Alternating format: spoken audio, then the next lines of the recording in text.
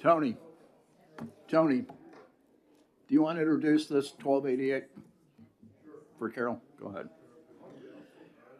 We'll call this meeting to order and hear from Representative Likas for the introduction of House Bill 1288.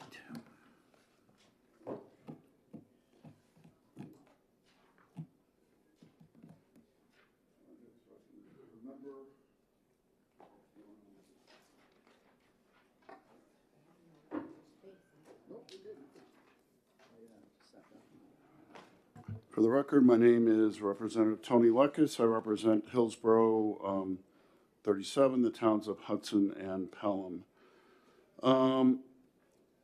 At some point when this bill was put in, or when some of these positions were put in place, there was not a term limit. They could go on forever. So the original bill was just, free, to set it at 4 years, and I'm trying to recall what the amendment.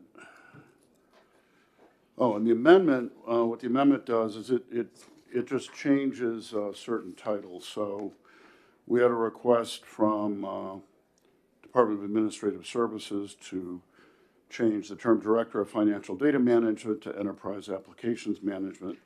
That's done in a variety of places, and there's also on page 2, line 18, it replaces, as far as the recommendations on classification plan, it's supposed to be based on the Personnel System Task Force. As I recall, that doesn't exist anymore.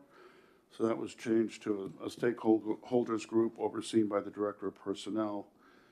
And that's, the other thing is that there's a fund for training. One of the problems is that,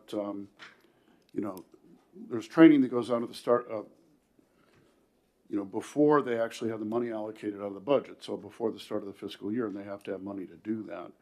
And so there's a non-lapsing revolving fund for training, and that's training of all the executive branch employees. And that's raised from $20,000 to $100,000. Thank you. Yep, that's it. Now we'll hear from one of the sponsors. Good morning. I don't know if you have anything to add to.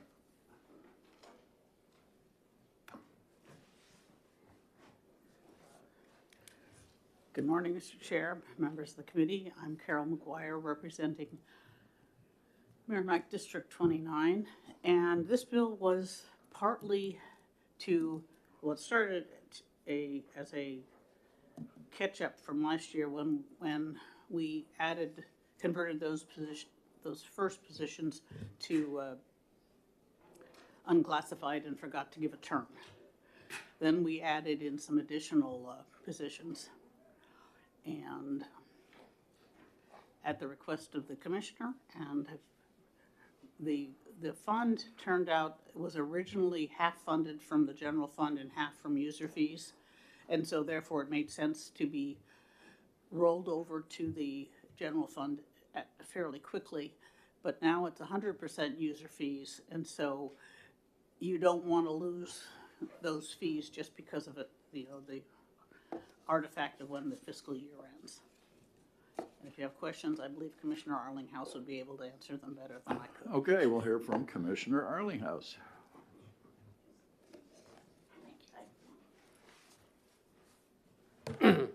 Hi, I think you heard what the bill does. I'm sorry, I'm Charlie Arlinghouse. I'm the Commissioner of Administrative Services.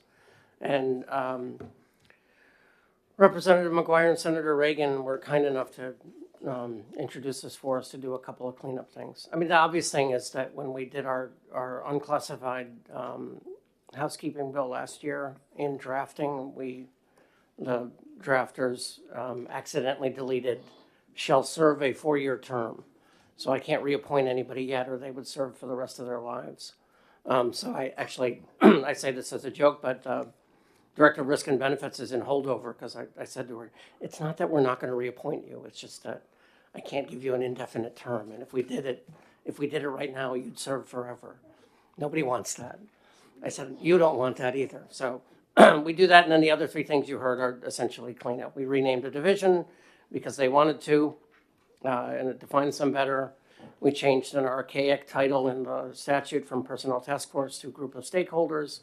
And the non-lapsing portion of the dedicated fund goes to 100 instead of 20, simply because they're self-funded now.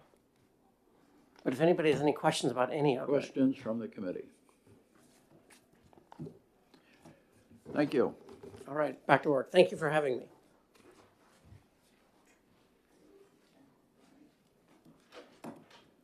Does anyone else wish to testify? That concludes the hearing on House Bill 1288.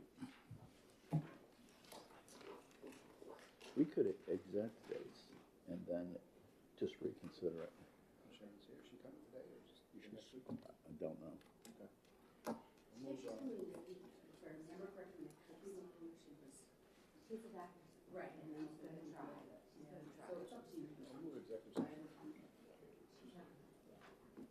We have a motion for executive session. Yep, so moved. You did. Second. Okay. And seconded by Senator Ricciardi. Move to approve all 88? Motion is ought to pass. Second. Discussion.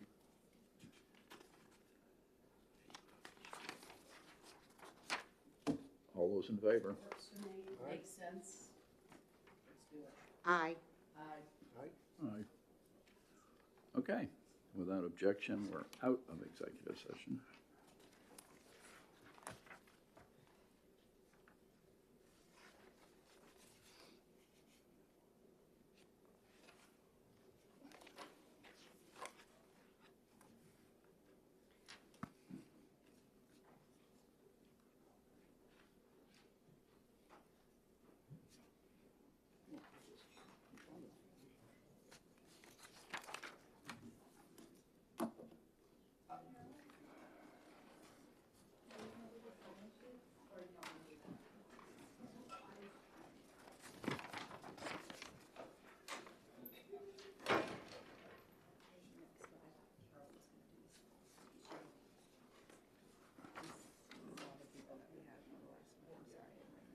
Oh, okay.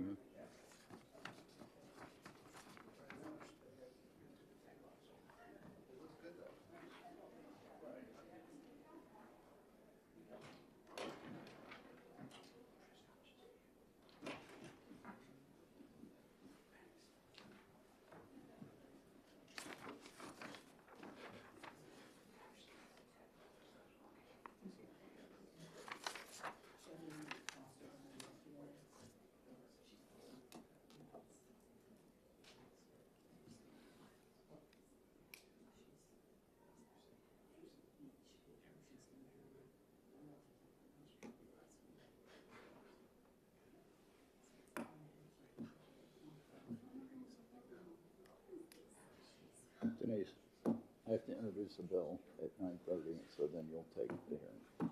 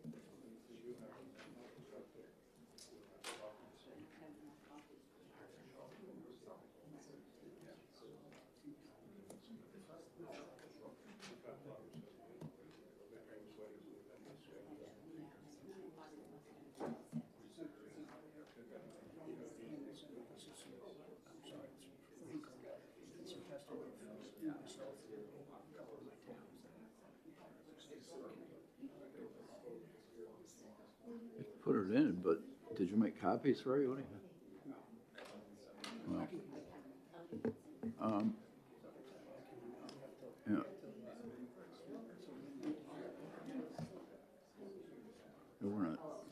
We're not too rigid about things.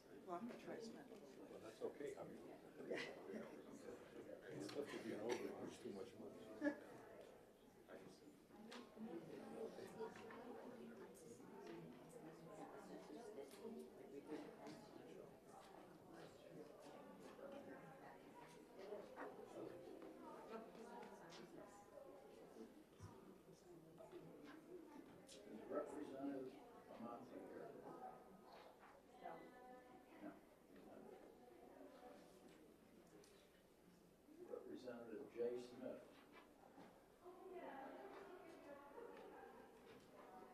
Representative Power. Not a well-supported bill.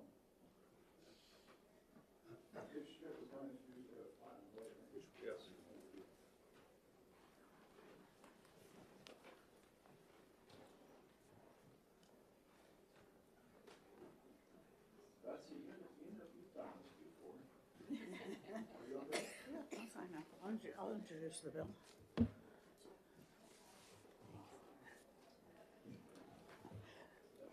Good morning, Mr. Chair, members of the committee. Carol McGuire, Merrimack 29, and I'm the chair of House ED&A. House Bill 1552 moves the certification of assessors into the Office of Professional Licensing and Certification like the other professional boards are. And the reasons for that is that under the DRA, there is a built-in conflict of interest because the DRA is, and the Assessing Standards Board establish the technical standards for assessing, but they're not, and they had been requesting this change. The House Committee added continuation of licenses so that no one would lose their license or their certification by the change, and the rules would continue in effect until adopted by the OPLC. What else? What else have I got to remind me of what we did with this? Oh, the main thing was the transition. We made sure that the continuation would be smooth and that the proceedings of the board would be open and public, which was one of the issues that triggered the Assessing Standards Board to require this or request this. And I believe Ms. Patton would be able to answer questions in more detail since she's the head of the Assessing Standards Board. Thank you. Senator Gray to introduce an amendment.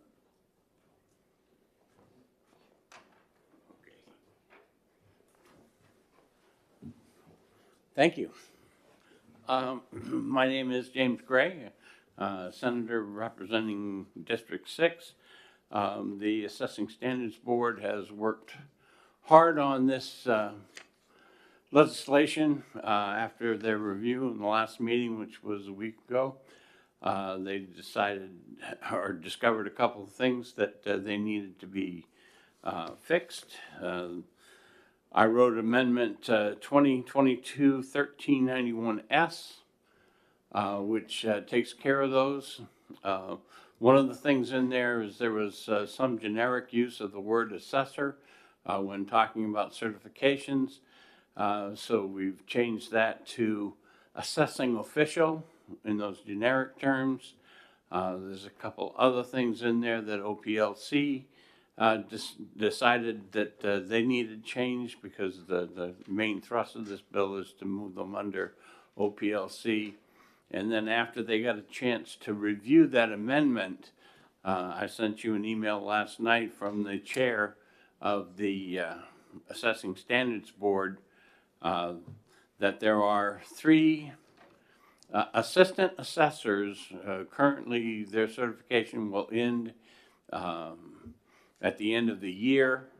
The new requirements put in a 50-hour education requirement. The classes that they will need will not be offered during the period of time from now until that time.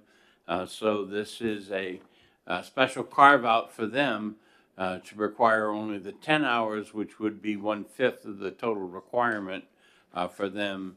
And should you choose to adopt the amendment with that change, that language, I would suggest going on the bottom of page 5, where we have the special carve-out for the period of time from the dissolution of the existing requirements until the board can be reconstituted by the governor and council's appointments. And I'd be happy to answer anything you want. Thank you, Mr. Chair. Thank you, Senator. So I just wanted to make sure, this is more kind of cleaning up where it's going to be covered under. It's not making it, the standards more difficult to become certified or to get your certification? It is changing that requirement, I believe, to the 50 hours where it was not before. It is, there was, and people that have come after me will be able to give you more detail on that, but there was a problem with records for an assessor that we took care of in another piece of legislation, but during that conversation, it was felt that it would be much better to do the certification as we do for many, many, many other licensees, you know, through the OPLC. So that's what this bill is supposed to accomplish. Thank you. Thank you. Commissioner Stepp. Good morning, Mr. Chair, members of the committee. Lindsay Stepp, Commissioner at the New Hampshire Department of Revenue Administration. The Department of Revenue does not take a position for or against this bill, but I would encourage the committee to consider a motion of interim study, as I believe the bill needs some additional consideration before passage. I appreciate the time to explain some background on the bill and some of the concerns that I have. So first of all, kind of taking it up to 30,000 feet, what are we talking about? What is assessing and why is it important? So property tax assessment determines the value of a piece of property, and this value is used to calculate the local, county, school district taxes that are due for that property. Property assessments determine who pays the property tax in a municipality. Property tax is the largest tax in New Hampshire at approximately $4 billion a year. That's paid by property owners, and therefore you can understand the importance of the role of property tax assessing. Assessments are completed either by assessors employed by the municipality or by assessing firms that are contracted by the municipality. DRA's role through our Municipal and Property Division is to assist and supervise municipalities and appraisers in appraisals and valuations. Specifically, the DRA monitors appraisals of property and supervisors, appraisers, and assessors as follows. So we exercise general supervision over the administration of assessment and taxation laws of the state and over all assessing officers and the performance of their duties. We confer with, advise, and give necessary instructions and directions to local assessing officers throughout the state as to how to do their duties. We assure that appraisals comply with all applicable statutes and rules. We assure that appraisers are complying with the terms of the appraisal contract agreement. We review the accuracy of appraisals by inspection, evaluation, and testing, in whole or in part, of data collected by the appraisers. And we report to the governing bodies on the progress and quality of the municipal's appraisal process. So we're the ones that the municipalities rely on to ensure that their assessments and appraisals are done accurately. Today, we're specifically talking about the Assessing Standards Board and the role between the Assessing Standards Board and the Department of Revenue and how we currently certify assessors and a potential change to that process. So no person in the state can make appraisals for tax assessment purposes without being certified to do so. Currently, the Assessing Standards Board, which is administratively attached to the DRA, adopts rules for the qualifications for certification, requirements for continuing education, and decertification of, suspension of, or other disciplinary actions against certified assessors. The DRA performs the certification and the discipline. So ASB sets the rules, DRA performs that certification and discipline. The Commissioner of the Department of Revenue Administration certifies the individuals to make appraisals on behalf of municipalities, and we're also the ones that receive the misconduct charges, in accordance with the standards that are contained in the ASB Rules 307. Misconduct charges are received through a Form PA-71, which is available on our website, and then the DRA investigates those charges through interviews, document requests, etc. If the DRA believes that discipline is warranted, DRA will engage with the assessor to discuss potential discipline and attempt to reach a settlement. If no settlement is reached, DRA will conduct a hearing with our hearing officer for a determination.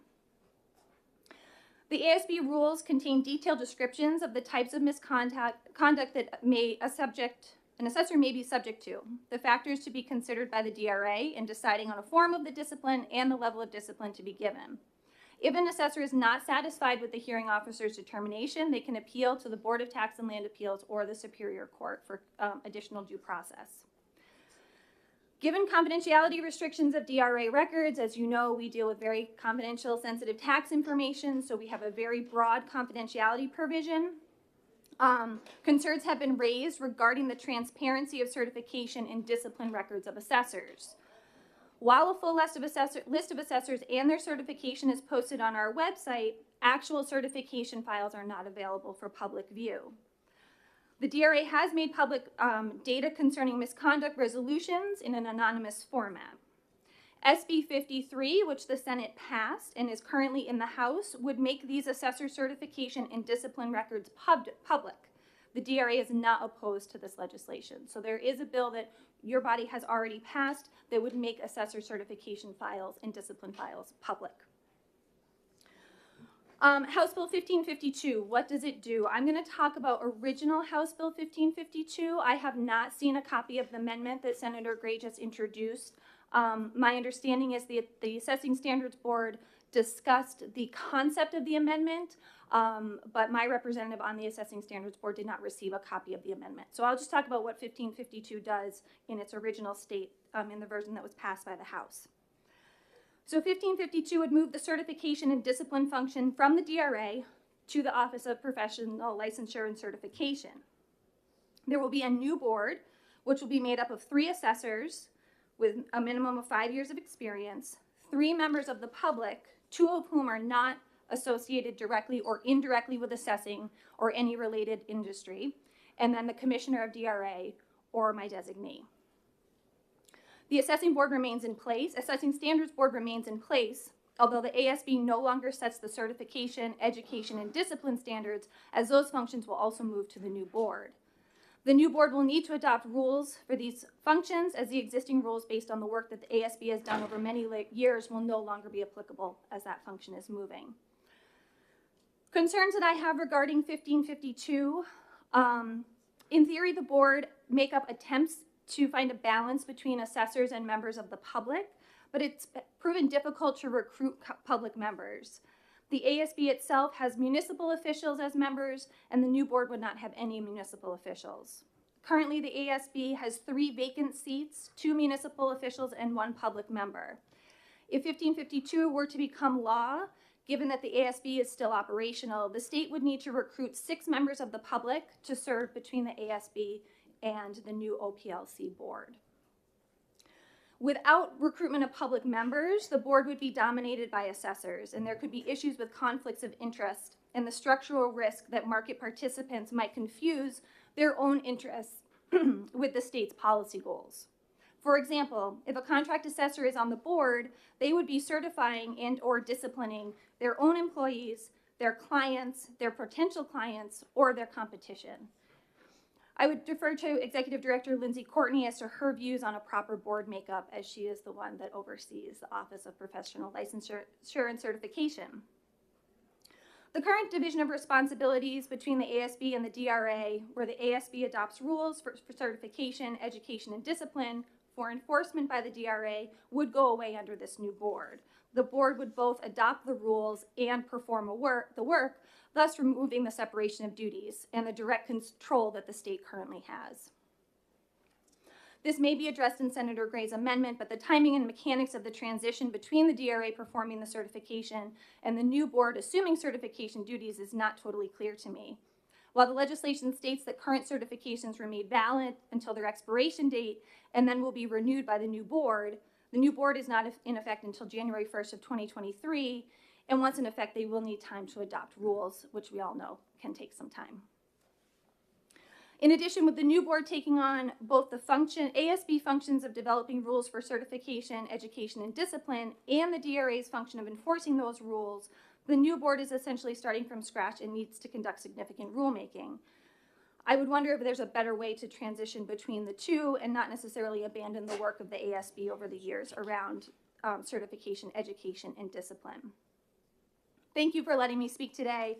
As you've heard, the work of assessors is extremely important, and the subject of assessor certification should not be taken lightly.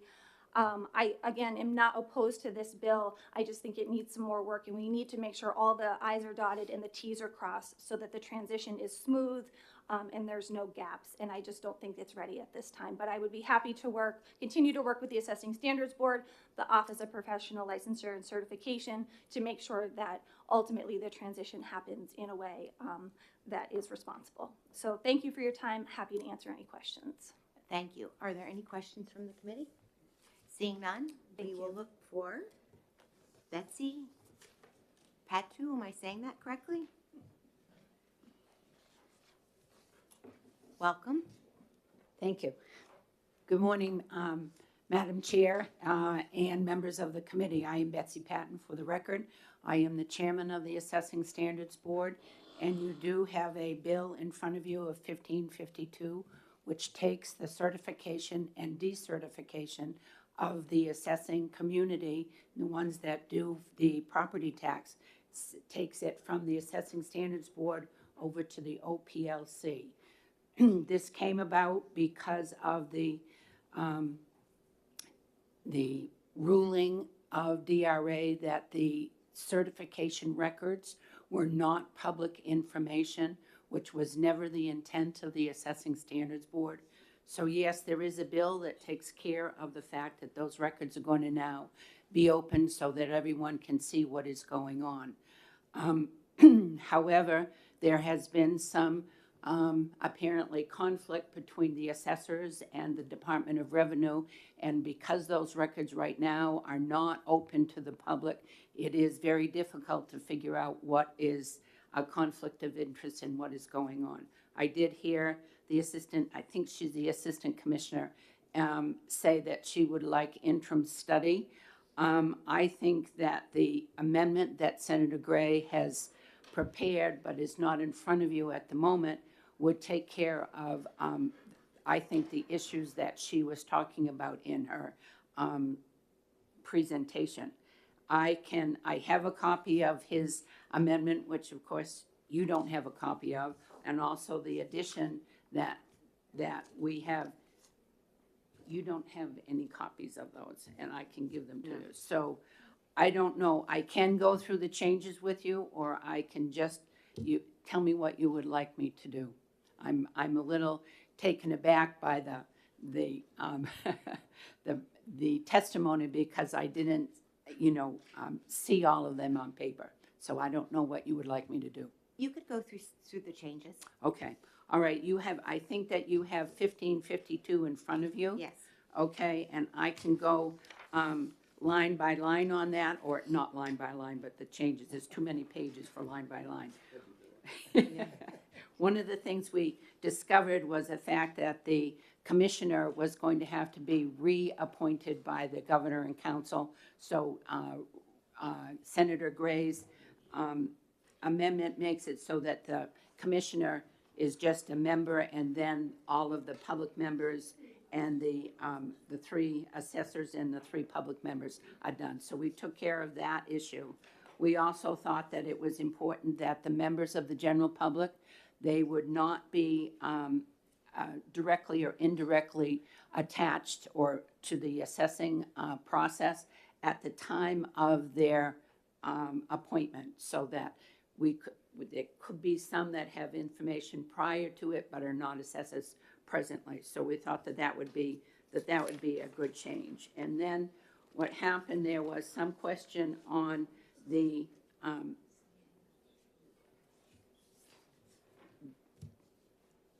calling of the assessors. We wanted to change that, as Senator Gray said, to become assessing officials, so that becomes more inclusive of everyone, because there are 4 classifications of assessors, and they're all assessing officials. So that was done on page 2, excuse me, on line 25. That's where the change is for assessing officials. Then we have, again, under assessing certification, under 310C12, which, let me see if I can find the page number.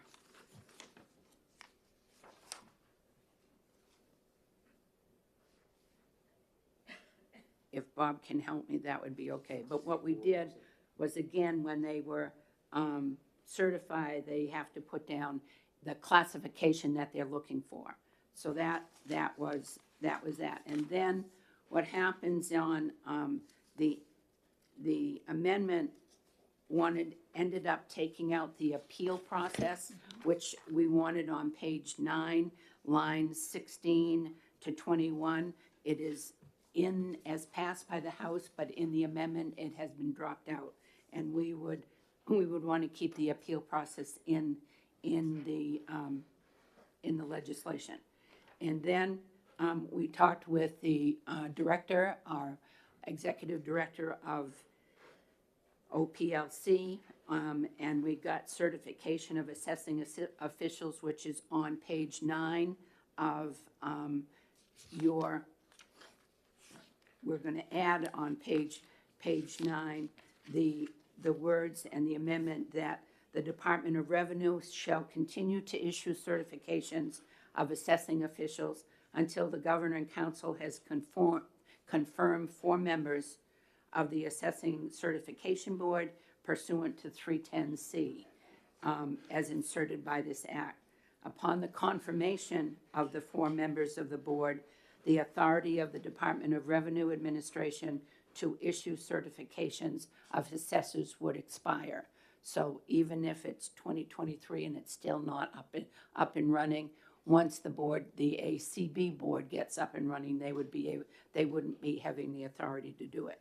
And then again, with the email that Senator Gray sent to you, we are doing a little carve out for our 3 assistant assessors that would be demoted if we couldn't be able to fix this. And so I know this sounds, it is a little confusing, and I'm sorry that we don't have all of the information that you're going to need in front of you, but I'm hoping that you would be able to do this ought to pass as amended, even though the department feels that we need to have a little more study. But that is, again, your call, and I want to thank you. If you have any questions with the confusion, hopefully I can clear it up. Thank you, Betsy. Any questions from the members of the committee? Senator Prentice? Thank you, Senator Shardy. Thank you, Betsy, for being here this morning. So what you're saying is that the department is taking a certain position, but your position, including Senator Gray's amendment, would be to move forward? Is that? Yes, that would be the whole ASB, and we have 16 members, or we have members. We have voted to be able to say, yes, this is what we support and we would like it. Just quick follow-up, and forgive me if I missed it. So have you had time to review Senator Gray's amendment with all of your members in a way that?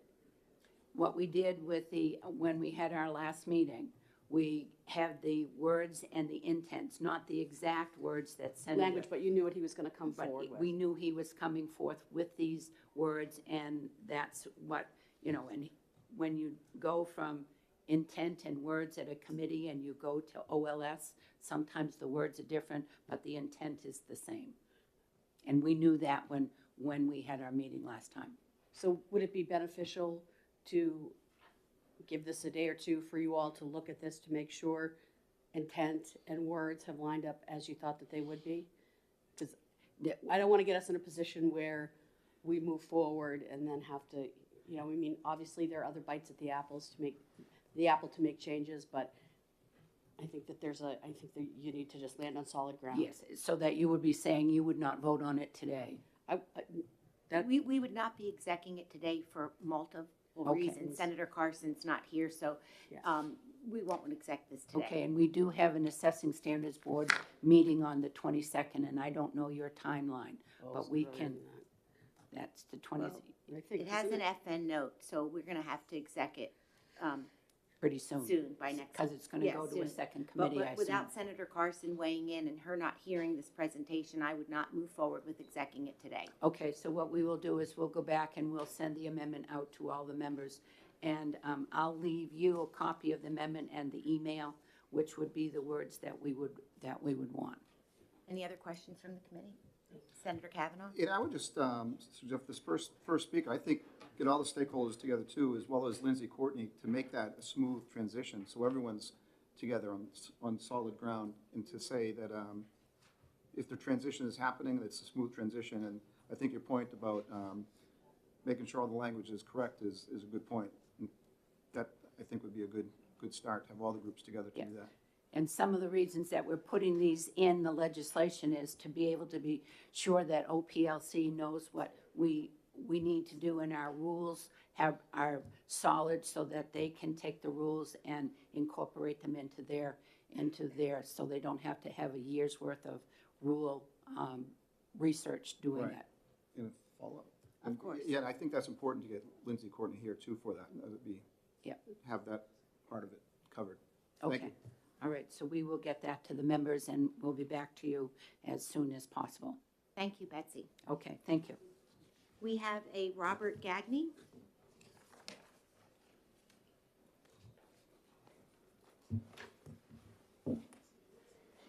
Good morning, thank you. Robert Gagny, Chairman of the Board of Assessors in the City of Manchester. I'm also the Vice Chair of the Assessing Standards Board. Here to have a few comments. Betsy did go over the amendments that we felt were required in this, but I'm going to make a few points about why the board voted to go forward with this, and also some of my personal observations. Prior to 2000, there weren't any assessing standards. It was pretty much the Wild West, and we had some lawsuits in this state, the Claremont decisions and the Sorrell decision, that basically determined that the property tax was constitutional, but it wasn't constitutional in the way it was being administered in this state. The assessing, and they sent it back to the general court to fix. Created the Assessing Standards Board, changed the role of the Department of Revenue, and between those two bodies and the assessors, it was a collaborative effort to get something in place to corral the Wild West, I guess, so to speak. In the 22 years since then, assessing in the state is running very well, but it needs to be taken to the next level as far as the relationship between the assessors and the Department of Revenue. And I'll make a few points about that. And actually, the commissioner, I feel kind of made our case a little bit with her comments. It's true that this needs to be a smooth transition. I think it can be, as long as we all agree that this is the direction it needs to go.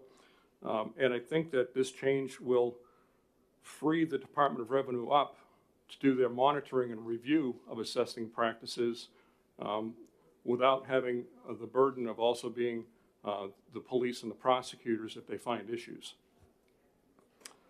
There is also, there was a mention of a conflict of interest with the makeup of the board.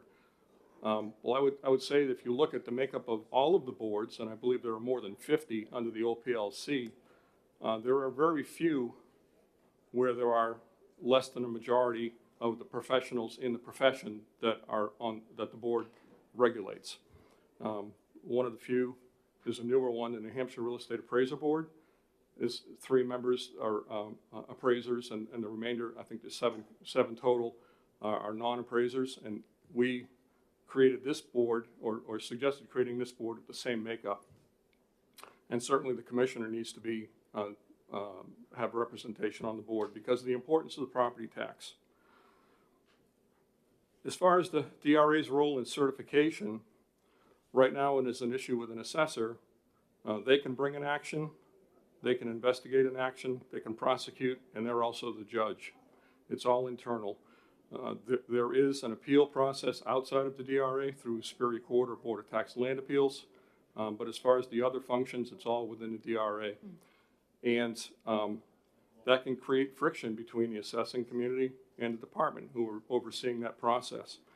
This will break that connection. I think that's a good thing. The OPLC has a large staff, professional staff that can do the certification, that can do the investigations, that can put together a case if there needs to be a hearing, and then it's put before the ACB to decide.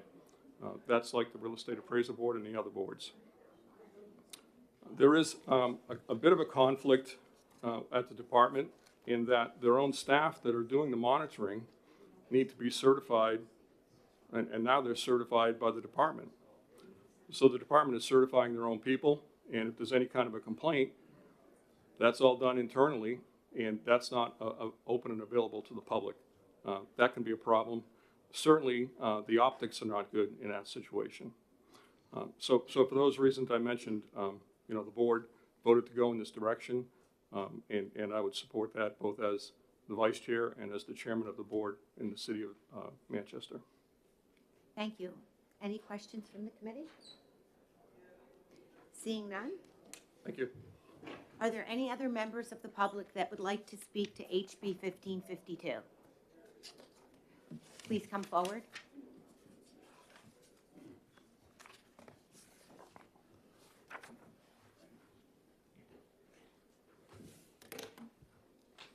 Good morning, and please state your name for the record. Good morning. My name is Tom Thompson from Orford, and I have a statement I'd like to read. My name is Tom Thompson. I have served as a member of the Assessing Standards Board for the past 16 years in the position of a public member. I support House Bill 1552 with amendments and would ask all members of the Senate Executive Departments and Administration to vote in favor of this important bill, which will help both the taxpayers and the assessing members. Today, the Department of Revenue Administration controls certification, decertification, discipline, transparency of all assessors' records, and there is only one person who has control over New Hampshire assessors, and that is the Commissioner of DRA. The full board of the Assessing Standards Board, which I serve on, voted to put this legislation forward this year, which would simply move the certification and oversight process from DRA to the Office of Professional Licensing and Certification, which would give more transparency and fairness, along with the independent board to oversee certification and discipline of New Hampshire assessors, which would be similar to the other professional groups in New Hampshire, which there are about 54, I believe, groups of professionals in the state of New Hampshire that are under the Office of Professional Licensing and Certification, which as a member I have encouraged for many years. House Bill 1552 will help bring fairness and transparency and accountability to the New Hampshire assessing, and most importantly, to our taxpayers, who must have confidence in the system. I hope you will support the Assessing Standards Board, who voted unanimously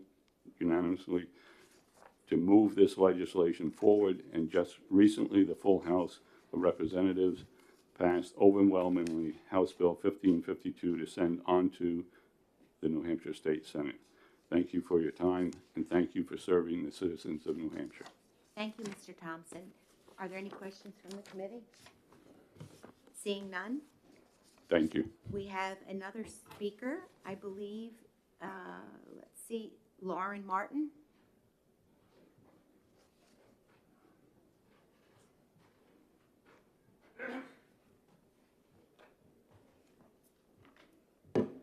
Good morning. Good Lauren morning. Martin, Avatar Associates. I'm also a member of the Assessing Standards Board.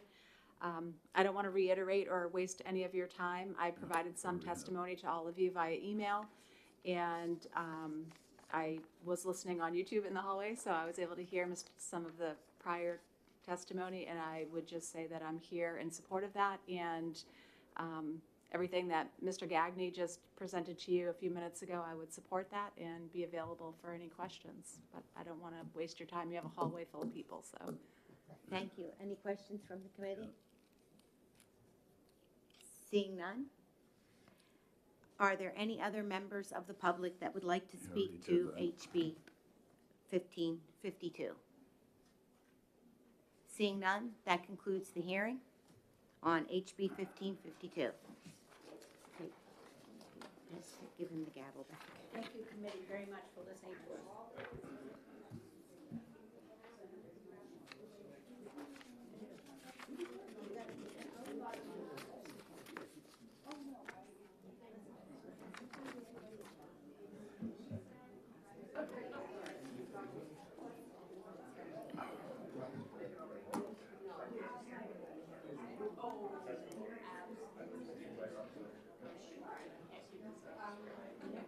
There is.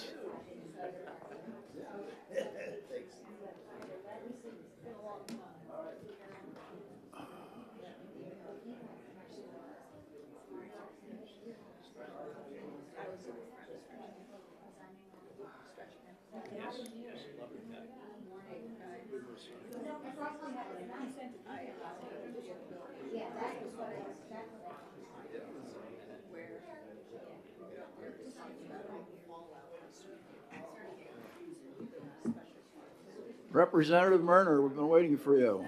Please introduce your bill.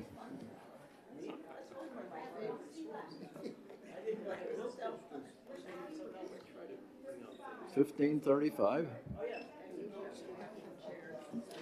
I didn't even know it was going now. I was at the judiciary, we just got out early upstairs.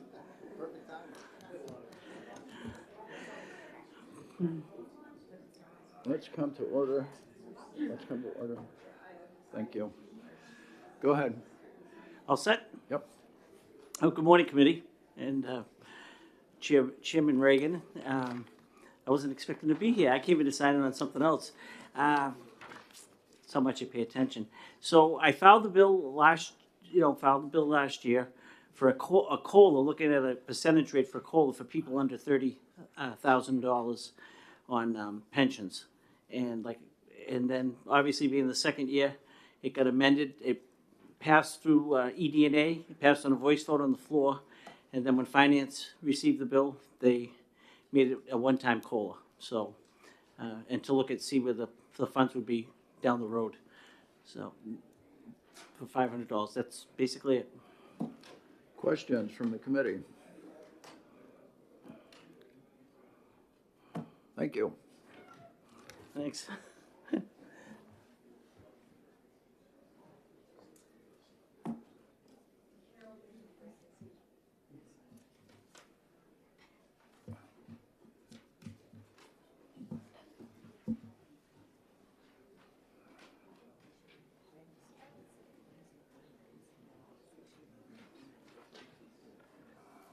Gosh, is she this stupid?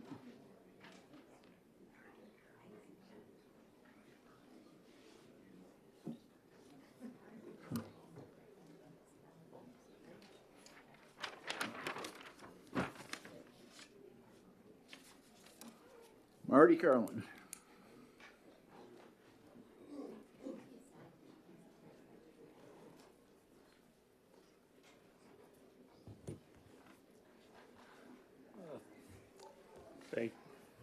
Thank you, Mr. Chair. And for the record, my name is Marty Carlin, representing the New Hampshire Retirement System. NHRS doesn't have a position on the bill, but I signed up to, answer any technical or administrative questions the committee may have. You do have a handout from the retirement system that just summarizes the bill.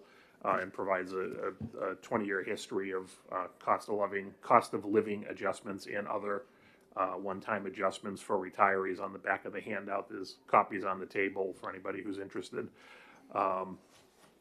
It is a one-time payment as amended by the House that came over to you that would affect about 23,000 retirees or beneficiaries who are eligible for the payment. The parameters are you had to be retired at least 60 months prior to July 1 of 22, and you have to have an annual benefit of less than 30,000 as of June 30th of 22. I'd be glad to answer any questions anyone has on Questions the from bill. the committee? Go ahead. Thank you, Chair Reagan, and thank you, Mr. Carlin, for being here this morning. So this is just one time, and it doesn't impact this increase going forward, the routine Correct. Yeah, this is a one-time payment. It won't add to the base benefit in future years. Okay. All right, thank you. Thank you. Yep. That's it. Sandra Amla.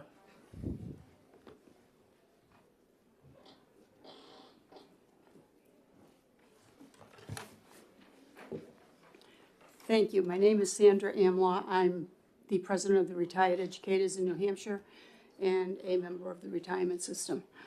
I just want to share a couple of concerns I have about this bill. First of all, the original bill was far more beneficial to my members. But this bill would give the lowest end of the people on the retirement scale at least a one-time payment. However, what happens to the person that makes $1 over $30,000?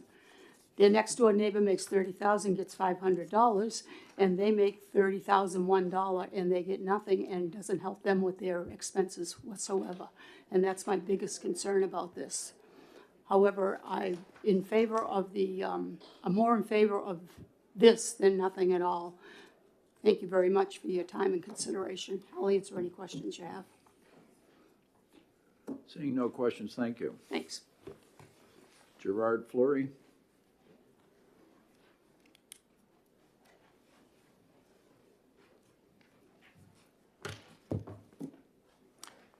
Good morning, Mr. Chair, members of the committee. For the record, my name is Gerard Fleury. I'm a resident of Pembroke, New Hampshire, and a retiree from the NHRS.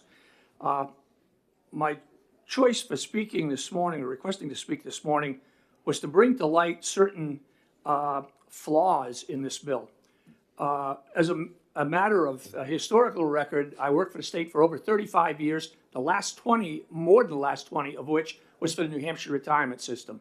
I left there and I left the state to become the director for the pension fund for the city of Manchester. So I have more in aggregate than 40 years worth of public pension fund experience, which probably enables me to see these issues with more clarity than your average individual. I find that this bill is significantly flawed.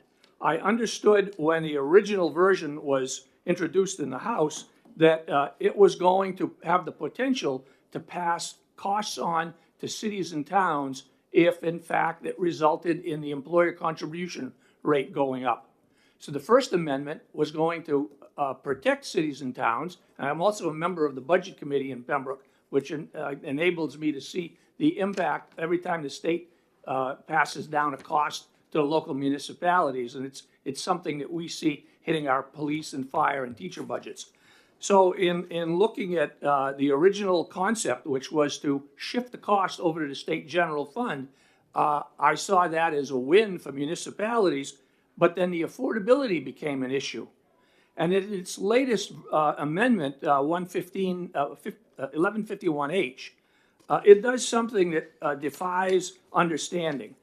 The New Hampshire retirement system, both for its Group 1 and Group 2 members, has an age at which an individual can retire with any amount of service. So what that allows somebody to do is to enter public service late in their lifetime and with a short career span. So they won't have to work very long before they can retire simply by meeting the age requirement. That ends up with them leaving with a pension of a small dollar value. Conversely, you have individuals like myself that work more than 35 years. I have a benefit that's higher than 30,000 because under the defined benefit structure, a combination of my salary and my service earned that benefit. So as a retiree, because I chose to make it my career, I don't get a COLA, but somebody that entered late in their career and worked a short period of time, they get it? That seems unjust to me. The other thing that I was concerned about was the idea of a member having to retire after a member having to have been retired in the last, or more than 5 years ago. Inflation for a time was very meager as measured by the U.S. Labor Department CPI. 2020 and 2021 were inflation levels we haven't seen in some time. So those individuals who suffered inflation for that period of time are outside of this 5-year window. They get nothing from it. It occurs to me that this is more of a let's give people without much money in a limited class some money. If that's the case, give every retiree $50, because I don't care if their pension is $1 or $1 million, $50 has the same purchasing power in today's markets. So this is a flawed, I mean, if you want to feel good about it and say we gave some retirees some money, then that's great. I'm not opposed to this bill because some retirees would get something, but it's severely flawed. It needs to be reworked significantly. And I mean, I could go on for hours. I have decades worth of experience in this area. There are a lot of things wrong with this bill, but I just wanted to come in. I was so frustrated by its composition that I needed to come forward and speak to inform everyone. So I thank the committee for hearing me out. Certainly if you have any questions, I'm always available to answer them. It would be my pleasure to do so. Thank you. Rich Gullah.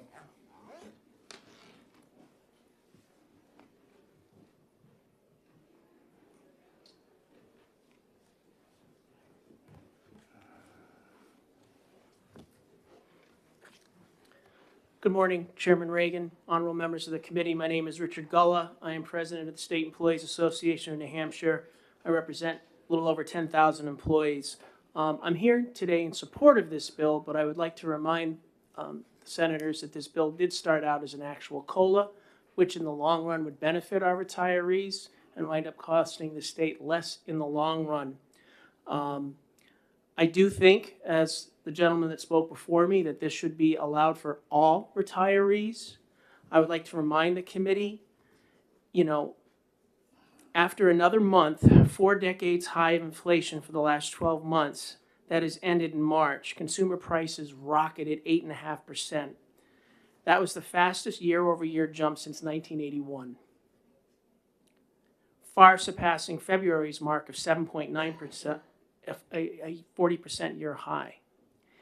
Even if you toss out food and energy prices, which are notoriously volatile and have driven much of the price spikes that we've seen over the last several months, so-called core inflation jumped 6.5% in the last 12 months. That was also the sharpest such jump in 4 decades. All consumers have felt the squeeze in everyday routines. Gasoline is up 48% in the past year. Airline tickets up 24%. Men's suits 15%. Bacon, who doesn't love bacon? 18% spike. We need to take care of our citizens that took care of us. This really should apply. It should be a COLA. I'm going to say that one last time.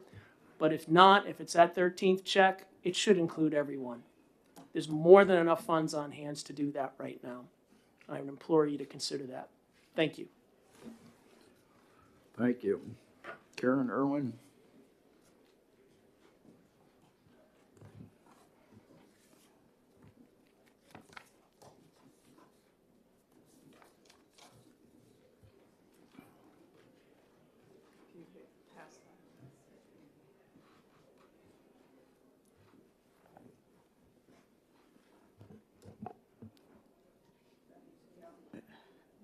Just red's fine. Yeah.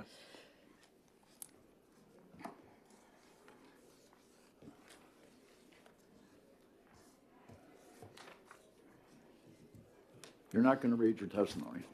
we're gonna Yeah, read- no, I'm going to go over it, but Okay. hopefully you'll look at it later. We will. I'll give you some highlights here because it's 5 pages long. But anyhow, I'm hoping I can, my name is, thank you for this opportunity to testify before you. My name is Karen Irwin, and I'm representing myself. I am a 31-year state employee, not retired yet. But my mother, for example, is a benefactor of a small retirement of $6,000 a year. And so originally this bill came through as a COLA. I think this still can be a COLA. I recognize that instead of a one-time payment, I am suggesting a one-time COLA with, if you just invest a little bit more money, that and create a funding mechanism that you can roll this forward from year to year. So a small percentage of two things, a small percentage of the returns in a given year, 1.5%, I'm suggesting, would go on top of a payment of about $9,000 more than you're looking at right now in this bill. So, and everybody would get it, and it would be a revolving one-time COLA every 5 years. So as the next people in 2018 come up next year, they would also get this one-time COLA. I worded some sort of amendment language here, and I did put in a percentage or a flat amount, and it would be whichever would be greater. And this would be called a one-time COLA allowance, so it would go into base, and it's just, a little more money than what you're looking at here. So I do want to reiterate, I think something's better than nothing, but this gets you a lot further into having some sort of COLA once people reach 5 years of have been retired for 5 years. It would also, the original language had the first 30,000 because it was a percentage. So in this case, everybody would get it because it's, $510 or 1.7% COLA. It's the same number. I just put, those two figures in there because I do like the idea that my mom will have a larger increase in her smaller retirement than somebody else that would be more in line that's making the 30,000 or 30,000 plus. I think this was a compromise because I certainly heard what came from finance, and the idea of pre-funding this by $79 million just was too big a stretch. But this comes halfway in between. And it's like it establishes a funding mechanism. And I can tell you, after all of the years that I have quite a bit of money in my account. And I know what my retirement is going to be. So I wouldn't get this till 5 years out. And it's very small money. And I don't run out of money in my account, comes out there first, till 8 years down the road. So this impact is really minimal. It should be minimal in any way, or almost negligent or de minimis. And I copied the language that currently happens for members' accounts in section 4, which talks about if we're going to put this money in for this purpose, this $19 million I was asking for, it might need, with the returns that we might be expecting by June, it might need to be greater. It would cover, in the first year, it would cover the entire anticipated amount. I had found out from Marty Carlin, there's 31,150 individuals that are 5 years out. And multiply that times 500, we were looking at 15,750,000 instead of the 11,750,000 that was previously there, because the difference being that everybody gets it versus just those under 30,000. So I'm trying to incorporate some flaws, and hopefully we'll spend some money on a worthwhile purpose to create something that will go forward and could be adjusted as this money as necessary in the future. So the other thing that I think that is important to note is I'm suggesting that there would be some reporting every year. I mean, you would naturally want reporting on this COLA annuity fund, I'm calling it, that would be there and would have a percentage increase. And we also want to know how much came out of the fund to pay the COLA and how much came out of members' accounts. I think that's an important aspect to realize, because if you think about it, those are our accounts. Those are the monies that we put in, 7% over the years, less before that. But then we get interest on that money. So, you know, my husband and I, between us, I also bought 5 years. So I have 36 years in the retirement system right now. And my husband's got 45. And, you know, so there's considerable money for both of us and that period of time. So I'm hoping this is a compromise between spending too much, establishing a mechanism that at least every time somebody hits 5 years, you know, once the pool hits 5 years, as this was done in 2019, it goes, you know, you have to be 5 years by June 30th of 2017. So it doesn't change any of that.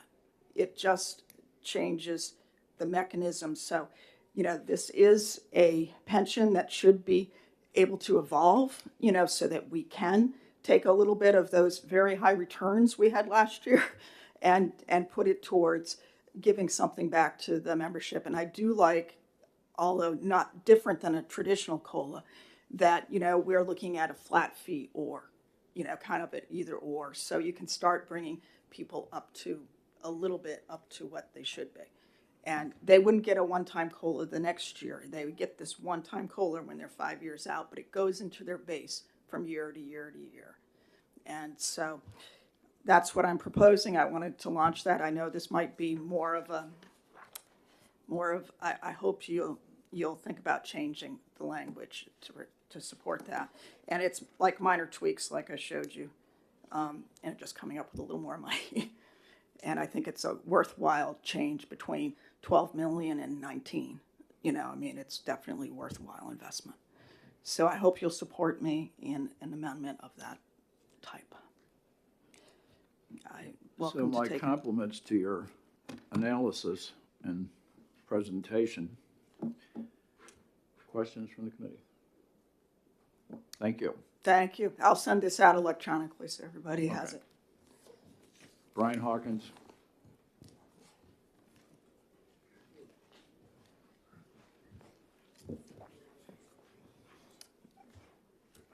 Good morning, Mr. Chairman, members of the committee. For the record, Brian Hawkins, representing NEA New Hampshire today. We represent over 17,000 educators across the state. I won't repeat a lot of what has already been said in support of this bill. We are in support of the bill, and also echo some of the comments brought up before about we supported the original bill as well for a COLA, and about not cutting it off at the 30,000 range. A couple of points just for reference. As Mr. Carlin's sheet indicates, you know, since the special account for COLAs was eliminated more than 10 years ago, we've only had the two increases. One was another one-time payment, and then, of course, the 1.5% that we had from a couple of years ago. The teacher group among retirees is about 36% of the retirees in the system, and again, for reference, the average pension in there is $22,731. So President Gullah from the state employees already brought up the issue around the inflation that we've all been feeling and seeing, so I won't repeat that. The additional comment I would just make on top of this is, regardless of what you pass, and hopefully you will pass a version of this, we would ask for a very minor amendment to this bill, which is on line 5. So when this bill came out of... Have you prepared this on a piece of paper that we can see, or you just want to talk about it? I can send it to you. And send it to us. An email, if I could just reference what this is. Just send it to us. You didn't bring it, so just send it. Okay. Thank you. Arthur Wodry.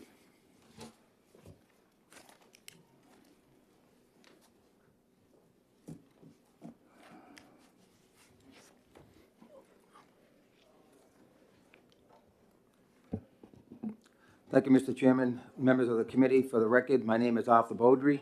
I'm the president of the New Hampshire State Permanent Firefighters Retirement Association, and I'm a retired captain from the Manchester Fire Department and a past trustee of the New Hampshire Retirement System for 13 years. I am here today in support of House Bill 1535, which would grant a COLA to retirees, but I have some reservations, as prior speakers had stated. For those of you that may not know the history of the granting of the COLAs, here's a little background. Prior to the establishment of the special account in 1983 to fund the cost of living raises adjustments, the cost of living raise COLAs were granted by the legislature and funded through the general fund from 1967 to 1983. From 1983 to 2012, annual COLAs were granted based on the availability to fund them through the special account. The COLA amount ranged from 1% to 5% based on the CPIU and funds available in each member's group account. In 2007, House Bill 653 changed the funding trigger to as of June 30th, 2007 for the special account and retained $204 million in the corpus of the fund that would have gone to the special account. In 2008, House Bill 1645 transferred $250 million from the special account to the corpus of the fund. In 2011, House Bill 2 transferred $167 million from the special account to the corpus of the fund. In 2012, House Bill 1483 eliminated the language for the special account, and the remaining $16 million was transferred from the special account to the corpus of the fund. The elimination of the special account and the transfer of $637 million from the special account to the corpus of the fund have precluded any further future COLAs from being granted to the New Hampshire Retirement System retirees unless enabling legislation is enacted. Retirees have received one COLA since July 1, 2010. It was a 1.5% COLA increase based on $50,000. Over the last decade, family premiums for employer-sponsored health insurance coverage have jumped 47%, according to a report from the Kaiser Family Foundation. Over that same time period, the cost of living has gone up 23%, while retirees have just received a 1.5% COLA. I would remind you that the average retiree pension is $21,300 a year. 93% of retirees make less than $50,000 a year, and 64% of the retirees make less than $25,000 a year. Very simple math will show you that the matter of a few years without a COLA adjustment, pensioners will be forced on some kind of social services because their pensions will be devoured by inflation. I also want to remind you that the Group 2 does not receive Social Security. Under the Windfall Act of 1984, if a Group 2 member were to be eligible for Social Security, their benefit would be reduced by a minimum of 40% and as much as 90% depending on their pension. The bill as amended in the House gives a $500 one-time stipend to those members making less than $30,000. The average pension for Group 2 retired police is $38,192 and $42,948 for retired firefighters, respectively. By amending the bill to those making less than $30,000, virtually eliminates the members of Group 2 from receiving a COLA, who, as I stated, do not receive Social Security. If the committee chooses to support a one-time stipend, I respectfully request that the committee increase the threshold for the granting of the COLA to those members making less than $50,000 so that it would be fair to both groups in the system. There's a report developed by NASRA on cost of living adjustments that show how inflation impacts the purchasing power. A $25,000 pension falls to $16,690, 67% of its original value over 20 years with no cost of living adjustment based on a 2% inflation factor. The NASRA brief also shows that New Hampshire is an anomaly. Most states provide their retirees with a cost of living. The state of Maine, for example, who came to testify at the request of the Decennial Committee, stated that they offer 2.5% COLAs to their retirees. Massachusetts offers an ad hoc COLA typically based on the CPIU up to 3% applied on the first $13,000 of benefits. Vermont offers an automatic COLA based on a CPIU up to 5% compounded. Over the last several years, the legislature has arbitrarily taken funds from retired workers and that would have paid for COLAs and healthcare subsidies by changing dates and when excess earnings were reported, and the elimination of the special account. Some $637 million dedicated to retirees was confiscated for no justifiable reason other than to lower employers' contributions on the backs of the retirees. Granting a reasonable COLA for all retirees will greatly reduce the impact inflation has incurred over the last decade. I ask you please to support all your retirees and support a COLA for all of them. And I will answer any questions. Thank you. Seeing no questions. Thank you very much. Jay Ward? Not speaking. Okay. That's all the names I have signed up to speak. Bring Carol.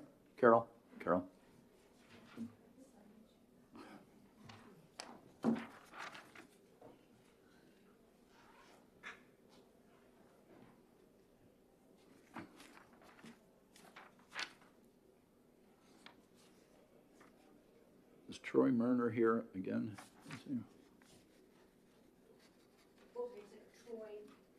He's not here. Okay. That concludes the hearing.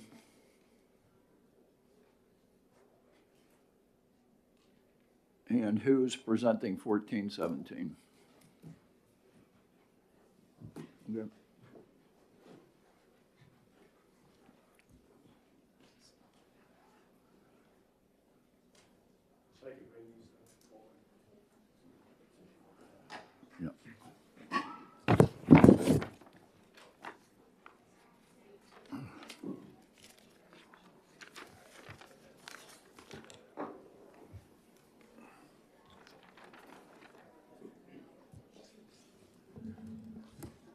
Go ahead. Ready? Okay, very good.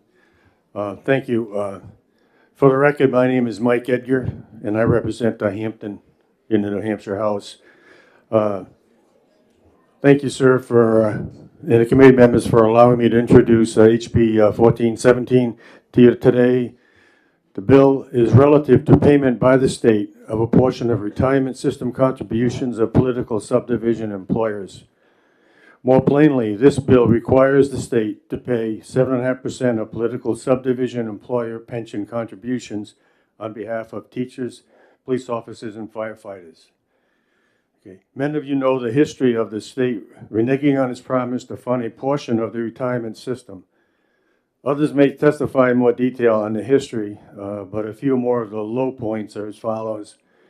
In 1967, the state encouraged political subdivisions to join a statewide retirement system for teachers, police, and firefighters, and said it would contribute 40%. In 1977, the state reduced its contribution to 35%. In 2009, the amendment to reduce the state share to 30% in fiscal year 2010. The amendment to reduce, again in 2009, amendment to reduce the state share to 25% in fiscal year 2011. However, in 2009, an amendment restored the state's contribution to 35% that would be effective in fiscal year 2012. But in 2011, an amendment to completely eliminate the state contribution was put in, yes, 0. Again, cities, towns, schools, and counties were asked to join the state retirement system with the promise that the state would help defray the employer costs. When the New Hampshire retirement system was formed in 1967, replacing 4 smaller, separate retirement systems, the state contributed 40% of the total employer costs. The contribution is now 0. Since the state reneged on its promise, the political subdivisions have had to pay for the state share of the employer costs, much of which have been downshifted to municipal, county, and local school property tax rates. Please consider voting or to pass on this bill to partially reinstate the promise of the state to the political subdivisions. It would provide much needed relief to political subdivisions and help offset the need for increased property taxes. Please help the average taxpayer in New Hampshire. That concludes. If there's any questions? Seeing none, thank you. Thank you.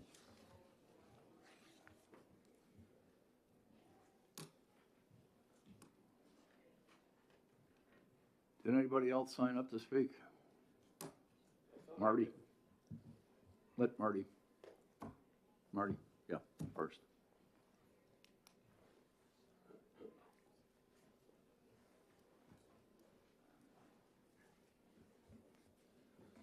Thank you, Mr. Chair. Again, for the record, Marty Carlin, representing the New Hampshire Retirement System. NHRS doesn't have a position on the bill, but I do want to sign up to, Is there for a sign-up informational sheet? purposes. Yeah. And to answer any questions the committee may have. The primary point I'd like to make, just so it's clear to the members of this committee, is this change would not increase the amount of employer contributions coming into NHRS. Rather, some of what's coming in from municipalities and schools now would be picked up by the state. So we don't net any additional contributions on that. It's more of a transfer of the who's paying. If anybody has any questions, I'd be glad to try to answer them. Thank you, Mr. Chair. Thank you, Marty. So I just want to be clear, too. I mean, you can look at the numbers from this previous speaker, and the 40% promise down to 35, down to 0. And this, I think, is a minor thing we can do for cities and towns. And would there be any delay when we could start doing this, or is it something we could do this year for cities and towns? There would, because the subsidy, if you will, was in effect for many years before then, there was a mechanism between NHRS and admin services to get the state's portion of the contributions. I'm sure the technology and the people have changed over the past decade. So there may be some administrative ramp-up time, to get this started. I know you're in the second year of a budget, so I don't know if you have the funds to start it right away, but other than sort of just reinstituting the process, essentially what would happen for the local employers is, if the, employer rate is, 100% of the employer rate is X, they'd pay, 92.5% of X, and then we would, based on what their contribution amount was, get that back from the state. So technically, there may be some setup time, and I can't say how long that would be. Okay, thank you. Thank you. Thank you. Representative Weiler.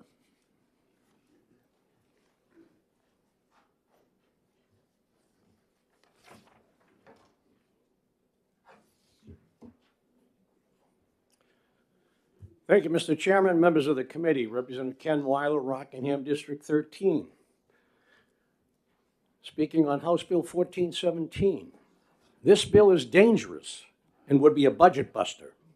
In working on the state budget in 2012, the Democrats in the previous year had reduced the state contributions from 35% to 25%. Looking at the 2012 budget, 25% would have been $44 million per year. That's when we took it out. Now this proposal wants the state to contribute $28 million per year, which is only 7.5% of the employer contribution. If we see what that 25% would be, if we adjusted it from at the 28 million to 25%, it would be $92.4 million. In 10 years, as a result of increases in staffing in the towns and cities and counties, a 25% employer contribution would have more than doubled, or a 100% increase in 10 years. By contrast, the operating budget has increased 23% in the 10 years. So we're looking at a rate of increase more than 4 times the rest of the budget. When we do the state budget, we need to control the spending increases. This would not be possible if we got involved in keeping up with all the increases in every subunit of government. And there's also a target to make this 25 or 35% again. We cannot control that amount of increase. This bill has been made ITL 3 times, and it gets overturned by the false promise of property tax relief.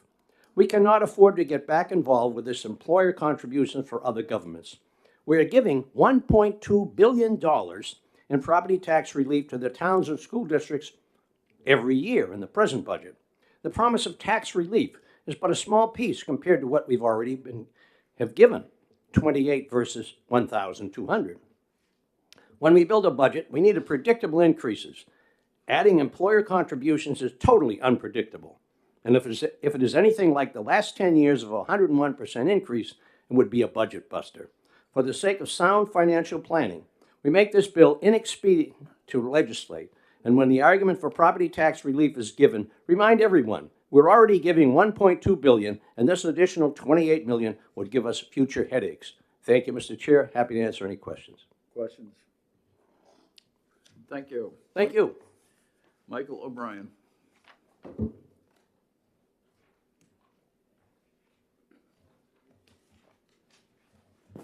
Good morning. Representative Michael O'Brien, representing District 36, City of Nashua, Ward 9. I'm also on the House ED&A Committee. I'm also Vice President of the Nashua Board of Aldermen, and I'm a retired firefighter obtaining the rank of Deputy Chief with 35 years of service. I am proud to have been a part of this particular bill. I would respectfully have to disagree with Representative Weiler, my brother, on what the testimony that he has given. One of the first rules of politics is when you realize you're digging a hole, stop digging. And this is digging the hole. Now, in the case of the cities and towns, there's, we're right on the cusp of inflation and looking at different things that are going to happen. Cities and towns have worked very hard to defeat COVID and other things, yet maintain the services that are required by the taxpayers. So I am proud to be with this particular bill because, in my belief, this is a true bill for the taxpayers of the state of New Hampshire. Every single city or town that has one teacher, one police officer, or one firefighter in the New Hampshire retirement system will receive money back. Now, Representative Vega brought up a very good point. When the pension system was developed in 1967, a promise was made at 40%, but then dropped down to 35%. And that stayed for a very long time. Now, would things be different in order to get municipalities to belong to the NHRS system? If they said, we're going to sunset it, maybe they would have reevaluated and looked at it, but they didn't. This state gave the cities and towns no forewarning that they were going to cut back on their obligation of 35%. It didn't vaporize. That 35% went right back to the taxpayers of each and every individual community that had members in the NHRS. And we've been, as far as the city of Nashua, we've been bearing this burden for over 11 years. It's time to give the property taxpayers some relief.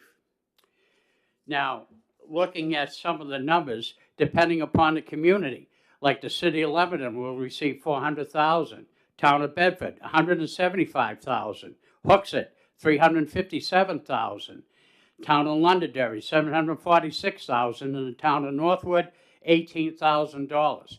That's a lot of money that can go back within the municipal budget. And like I say, with the fight that went on with COVID and the threat of recession coming in the future, this money can go back to the important things such as education and other things within the community.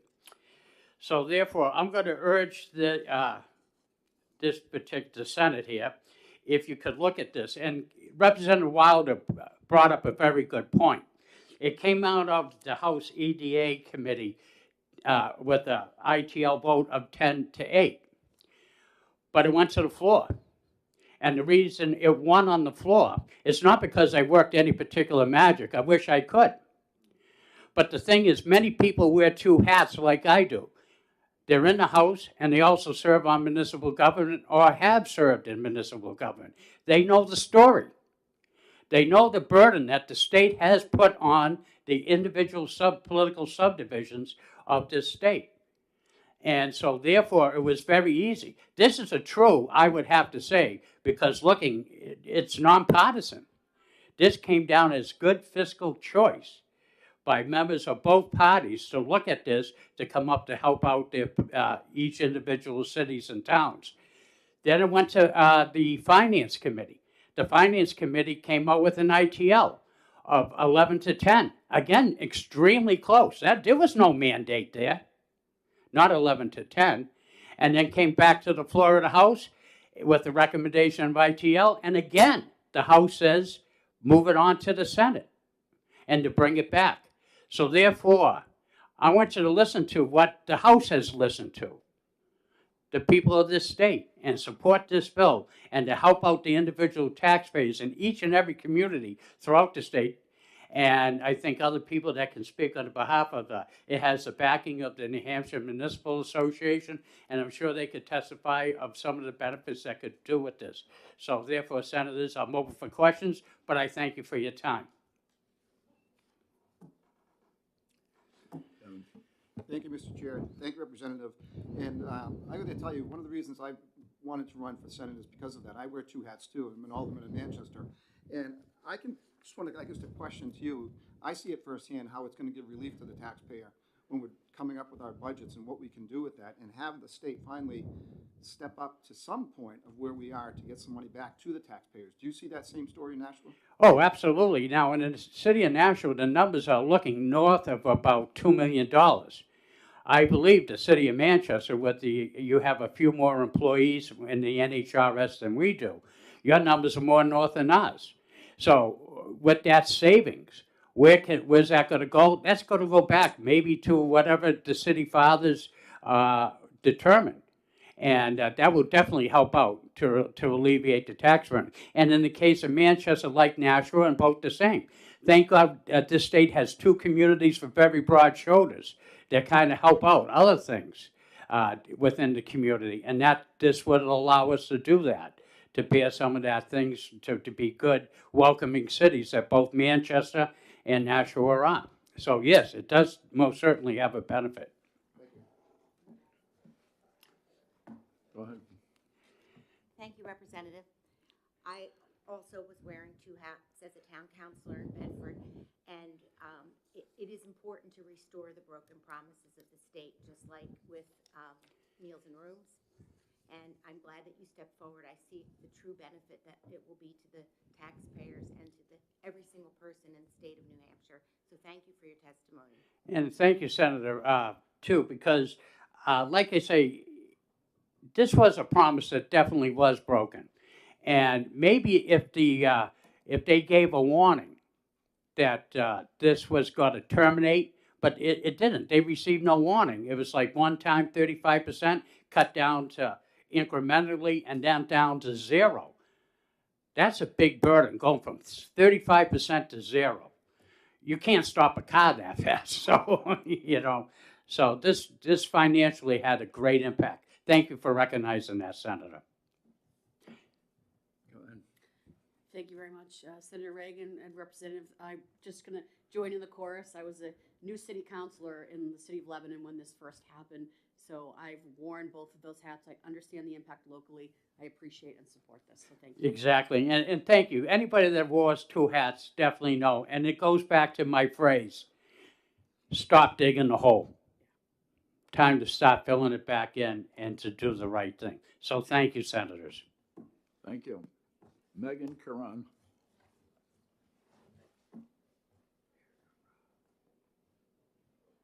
No Megan from?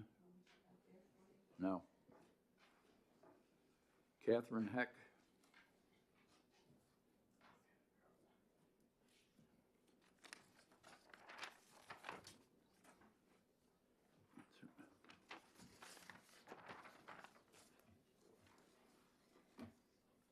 Good morning, Senator Regan and members of the committee. My name is Catherine Heck. For the record, I represent the New Hampshire Municipal Association, and we are here to strongly support House Bill 1417 and the benefits that we would see from the 7.5% contribution to our local cities, towns, schools, village districts, and counties.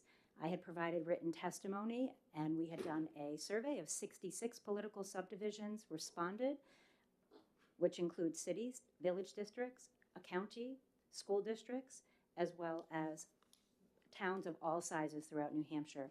As you can see from their estimates, just in fiscal 2023 alone, if this were to take effect, there would be significant impact for these communities.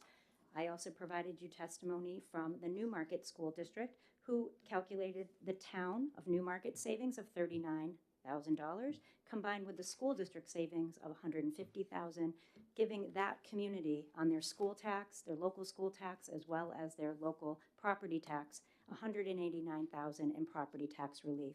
So this will be compounded when we look at the teachers, the school side, as well as the town side. I don't want to reiterate any of the testimony of my predecessors and go into the history.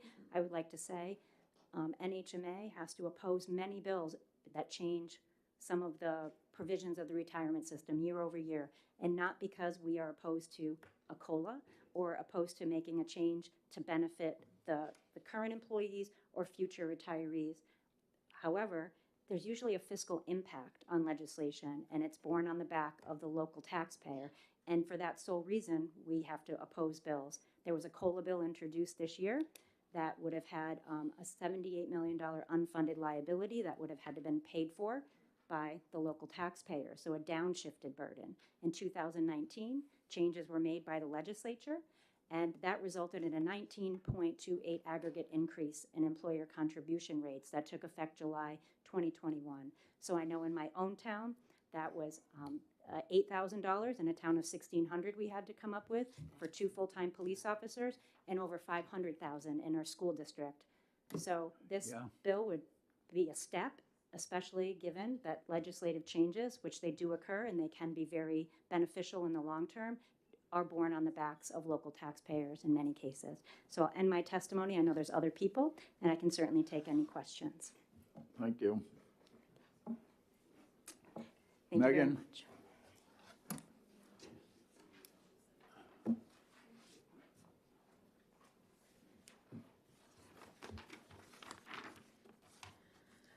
Good morning, and thank you. I apologize for the mix-up there. My name is Megan Karen, and I currently serve as a Strategic Initiatives Analyst for the City of Nashua.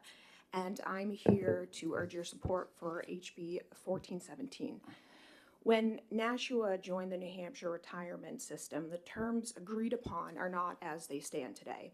And over time, the state's commitment to pay 35% of shared costs continued to be drastically cut, reaching 0% 10 years ago. The state's downshifting of these costs has effectively tied the hands of municipalities and saddled taxpayers with the bill. If the state had continued to contribute the 35% of costs, it would have saved Nashua taxpayers $74 million over 10 years. This is just not a sustainable model for us. Now, this bill is a way for the state to reinstate a small percent of the cost sharing associated with the New Hampshire retirement system at 7.5%. This bill is a small but critical step in the right direction towards the state's original obligation of 35%, and we view this as an opportunity for the state to do right by its cities and towns. Now, as Nashua is in the middle of creating our fiscal year 23 budget, we do understand the challenges and constraints of balancing a budget. However, with the state's $300 million surplus, this bill would create meaningful property tax relief for hardworking Granite Staters.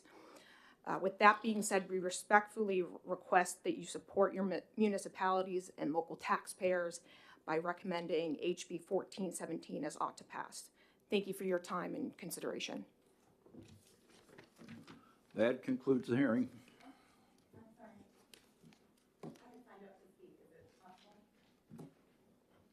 And you are? Karen Leo Hill, City Councilor in Lebanon. Go ahead. Okay. Thank you very much, Mr. Chairman, and members of the committee. My name is Karen Leo Hill. I've been a city councilor in Lebanon for 18 years, including 8 years of overlap with Senator Prentice, my former colleague. I am here to testify, and I will be brief, that the City of Lebanon strongly urges passage of this bill. Promises were made by the state a long time ago, and in turn, cities and towns made promises to employees. And although the state walked away from those promises, cities and towns have not walked away and now bear the price completely on the backs of taxpayers. On the city side alone, there's over $300,000, I am told by city staff, that would come back to the city with this legislation. That does not include the school district side of things. So this is a bill that would provide meaningful taxpayer relief to the people of Lebanon and to all of your communities. I think it's rare that senators have the chance to actually provide property taxpayer relief, and hopefully this is something that you will be able to do and start restoring the promises that were made long ago. Thank you. Thank you. Now that concludes the hearing.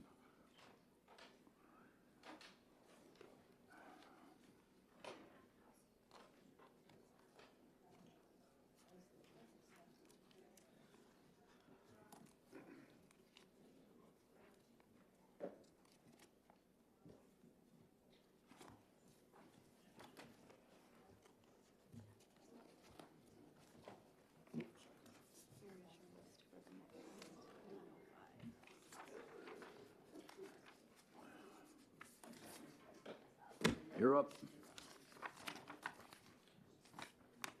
Kevin.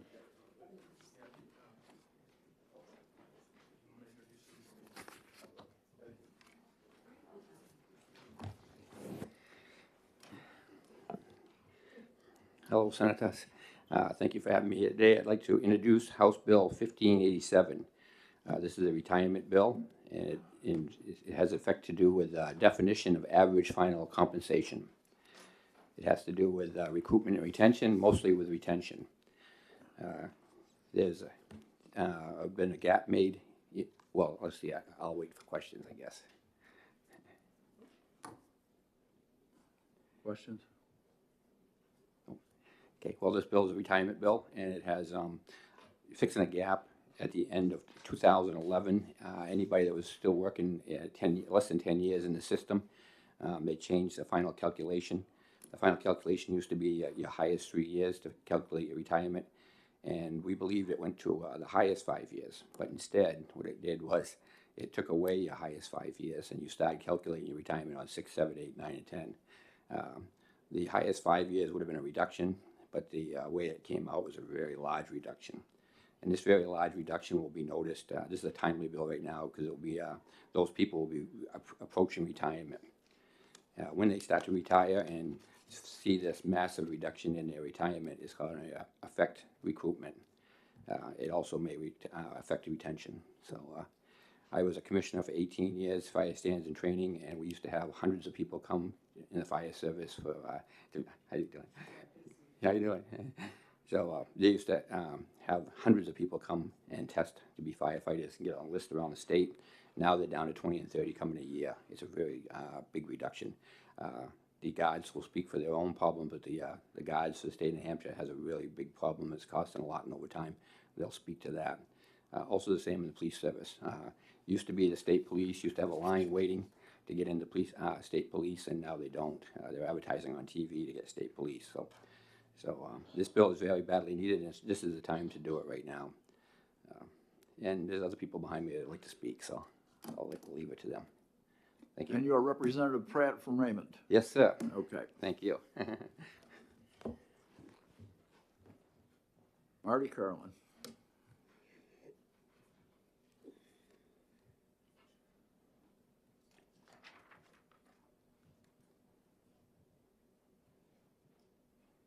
Thank you again, Mr. Chair. For the record, Marty Carlin representing NHRS.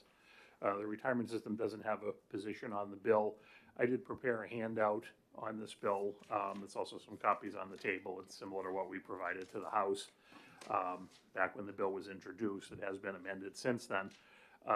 Essentially, I just wanted to sign up to explain the calculation in question that's being modified to give you a little more understanding of the mechanics. This is, frankly, in my experience, the most complicated formula to explain and understand in all of the 180 pages of RSA 100A. So essentially, since January 1st of 2012, employers have been required to report to NHRS compensation as base pay or compensation over base pay. Prior to that, all earnable compensation, all pensionable wages that went into the pension formula were reported as one lump sum.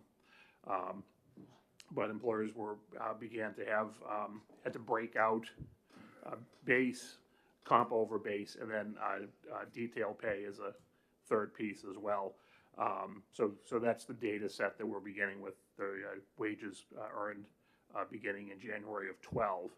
So that change was part of what was the changes to the pension system in House Bill 2 back in 2011. And one of the changes was the change to the calculation of average final compensation for members who weren't vested in the retirement system prior to January 1st of 2012. So this affected all of Group 2 who weren't vested in all of Group 1. And one of the changes, besides increasing the average final compensation period from 3 years to 5, also created a formula within that formula to cap the percentage of comp over base earned in the high 5.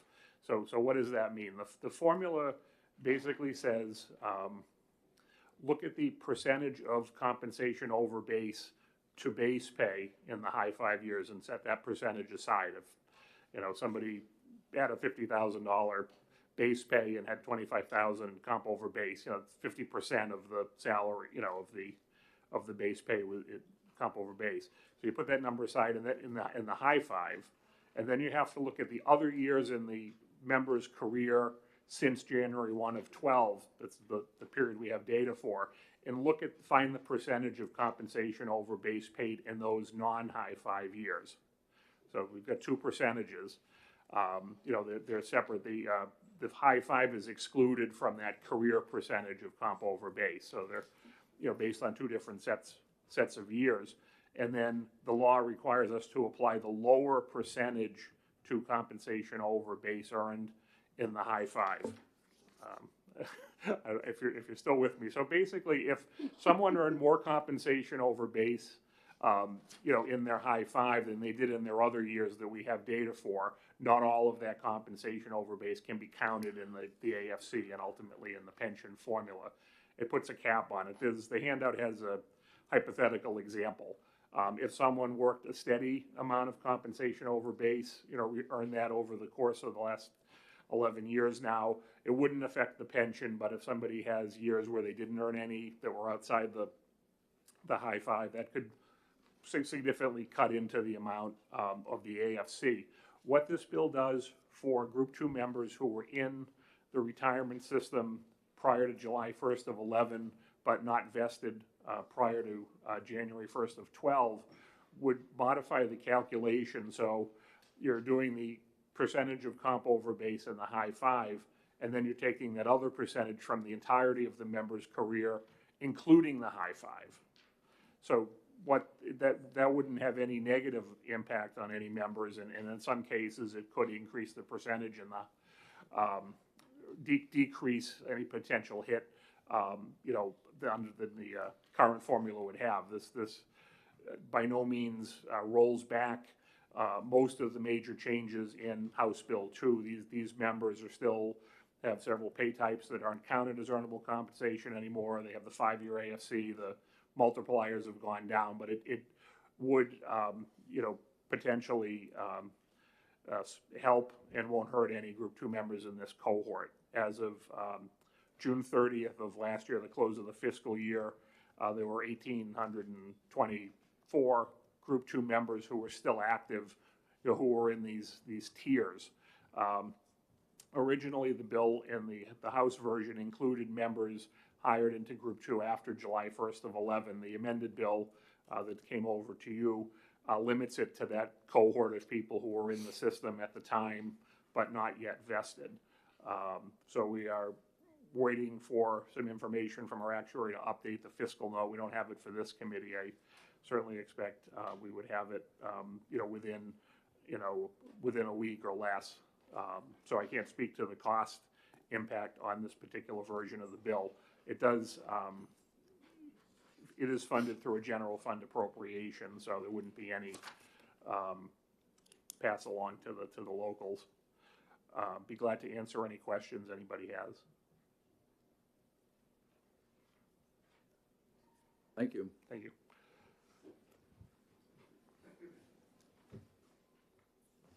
Brian Rill.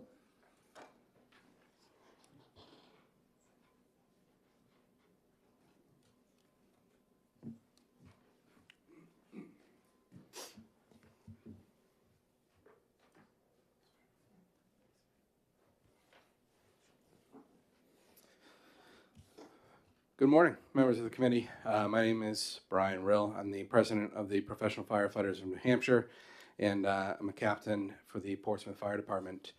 I had prepared some spoken testimony this morning, but I think at this point it's much more appropriate for me to speak candidly with you on this bill and answer any questions you may have from my perspective. This bill is about one thing and one thing only, and that's the retention of good, quality, experienced personnel for public safety here in New Hampshire. Prior to 2010, the candidate physical agility test at the New Hampshire Fire Academy was seeing well over 500 candidates taking the test each year for far fewer positions that were open throughout the state. The fire service was extremely competitive, and it was an extremely tough career to break into here in New Hampshire. There were some changes that occurred in 2011 that affected the New Hampshire retirement system. And since then, we have the data to show that the firefighter candidates that are now testing at the New Hampshire Fire Academy to become firefighters in the state of New Hampshire has trended downward. And we're seeing approximately 60% fewer candidates now in 2022 that are trying to be firefighters here in the state of New Hampshire. Just last year in April, the quarterly tests saw 39 candidates taking the test. And we did a survey of our fire departments throughout the state, our full-time fire departments, and we found that for every 2 vacant positions, for every 2 vacant positions they had, we were seeing approximately 1 firefighter being hired because we just simply don't have the personnel and the candidates here in the state, and we're unable to recruit them. The problem that has with retention is now those that are currently on the job are being asked to do more, and in some cases are being told they must do more. There is forced overtime. There is mandatory overtime that you'll hear some other testimony on later. But what that is doing is it's draining the current workforce here in the state. And firefighters, paramedics, dispatchers alike are becoming burnt out. And we're seeing folks leave their fire departments without good quality candidates in the queue ready to take those positions. It's a significant problem here in the state, and we've surveyed our members as to what the problem actually is and what the root of the problem is, and to which the responses are overwhelmingly their retirement security. They're asked to do a job that puts themselves in harm's way day in and day out, and they're told that they will very likely get cancer at some point. They may very likely suffer from a behavioral health disorder. They may very well be exposed to a pandemic more than some others may. And they're asked to come in and continue to do the job for a modest salary and a retirement benefit that's only deteriorated over time. And we need to look at what we can do to solve this problem in New Hampshire. And I can tell you that firefighters in the state of New Hampshire have said that when they came on the job, their retirement security was one of the most attractive benefits to them at the end of their career. That's what they had. And we're also being told, to the contrary, that this is the reason that they're leaving. And we need to do something. We need to do it fast because we are hemorrhaging firefighters and paramedics in the state of New Hampshire. HB 1587 is a huge step in a positive direction towards providing that solution.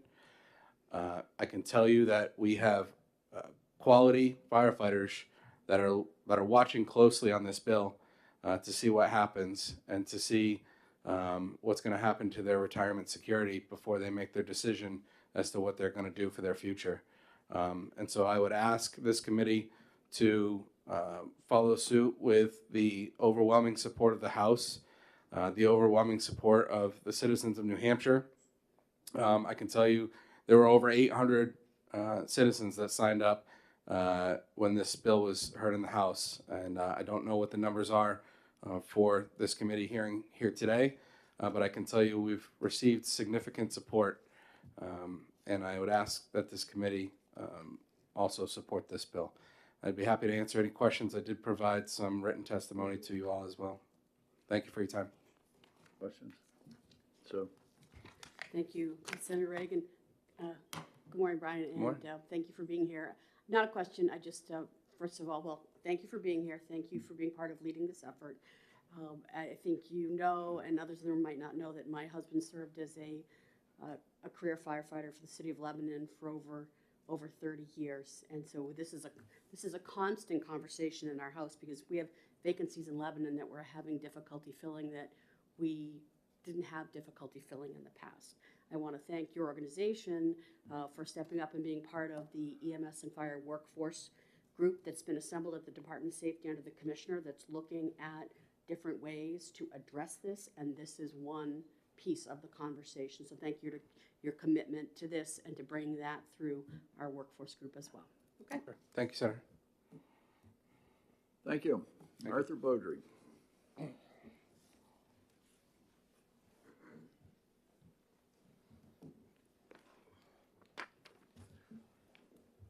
Thank you, Mr. Chairman, members of the committee. Again, for the record, my name is Arthur Beaudry. I am the president of the New Hampshire State Permanent Firefighters Retirement Association and a past member of the New Hampshire Retirement System Board of Trustees. And I'm here today in support of House Bill 1587. First and foremost, I would like to thank the sponsors for introducing this piece of legislation. In 2011, the legislature made some additional changes to the definition of earnable compensation. They used the term vested status instead of when a member commences service on the date of the changes. What that did was create a 6-tier system. The members who were vested, members who in various stages of vesting, and members who just commenced service. Under Section 1118B, average final compensation shall mean the purpose of inclusion in this calculation. The average percentage of compensation paid in the excess of the full base rate of compensation in the highest 5 years shall not exceed the average percentage of compensation paid in excess of the full base rate of compensation over the member's years of service as of on or after January 1, 2012, but excluding their highest 5 years. You cannot have an average of the members' years of service, all the members' years of service, without including the members' highest 5 years. Using the term over the members, all the members' years of service is just that. Excluding any part of the member's service and calculations would no longer be the members' years of all the members' years of service. This is a taxation without representation. We ask that you support the language as submitted by in House Bill 1587. By doing so, will truly allow the members' years of service to be calculated. Again, I would ask this committee to support the passage of House Bill 1587 and reinstate the benefits expected by those employees when they were hired. And I will answer any questions.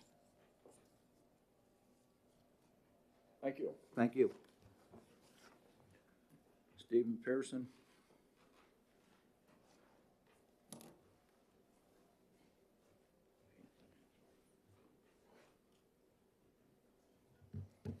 Thank you, Mr. Chair. Thank you, members from the committee. I'm Representative Steve Pearson, Rockingham District 6 Dairy. I'm the drafter of this bill, and I'd like to thank Representative Pratt for filing it on my behalf. I sit on House ED&A, and under House rules, it's complicated when a bill that you wrote goes to your own committee. So I'm not going to repeat anything that was said prior. I want to touch on a couple of things here as from a processing standpoint through the House.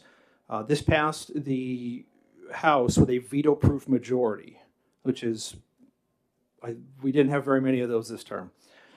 This went to finance. A compromise was made with finance to adjust the group down to the line in the sand, if you will, that exists in the retirement system. That was done for somewhat for a policy reason and also for a cost reason. And as Marty Carlin said, they'll be updating the fiscal note on that. One of the things that was uncovered here in the way that this is calculated, and I'm not going to bore you, the RSA 100A is 159 pages. It's complicated.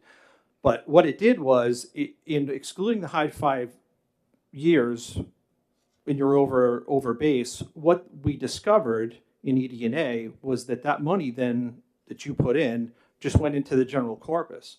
So by definition, if you pay into something that you don't receive a benefit from that goes into the general corpus, that's an income tax.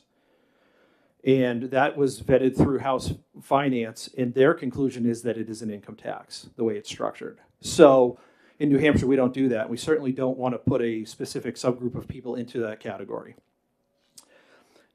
One of the things that I want to touch on too about in reference to recruitment and retention, this has been an issue that where we have so many different agencies and groups, we weren't really communicating well with each other. We didn't realize the scope and magnitude of this. The city of Manchester alone just lost another firefighter 2 days ago. They're leaving. And we heard some things about, well, you know, the economy in New England and the way things are going. I'll give you an example of how this is very much not the case. The city of Worcester, under civil service law, has to post their hiring list. They have 276 people on that hiring list. The state of New Hampshire has 35. The state. Not the city of Manchester, not the city of Nashua, the whole state. So this is very much a New Hampshire problem and a New Hampshire issue. And it's tied directly to something that's written into New Hampshire statute. So I want to make sure that folks understand that this is not a regional issue. It's very specific to this state. So, looking through all of this, going through the process, listening to the other groups, there's been a lot more communication amongst the emergency services groups now, and we're starting to realize that some of the problems that each groups are having is common across the board. So this is certainly something that will aid in keeping us from continually losing people. And I appreciate your time and effort with this. I certainly am more than happy to answer any questions in reference to how the House dealt with this. And I also happen to sit on the Decennial Retirement Commission, so I'm certainly abreast of the magnitude and scope of what happens with 100A. Questions?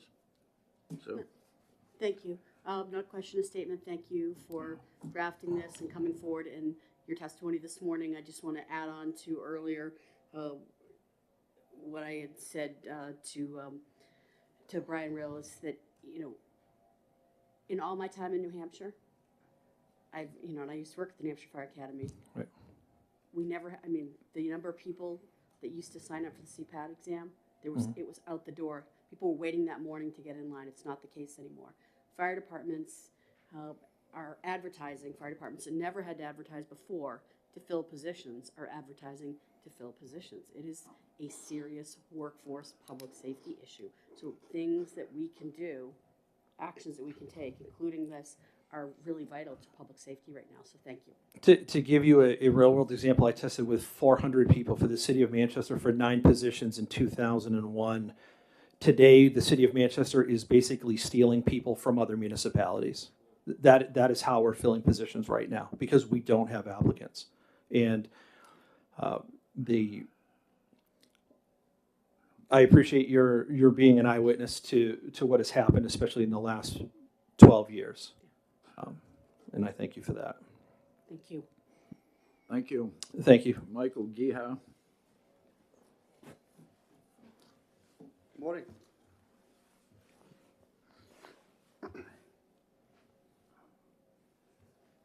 My name is Michael Gia. I'm the president of the New Hampshire Police Association.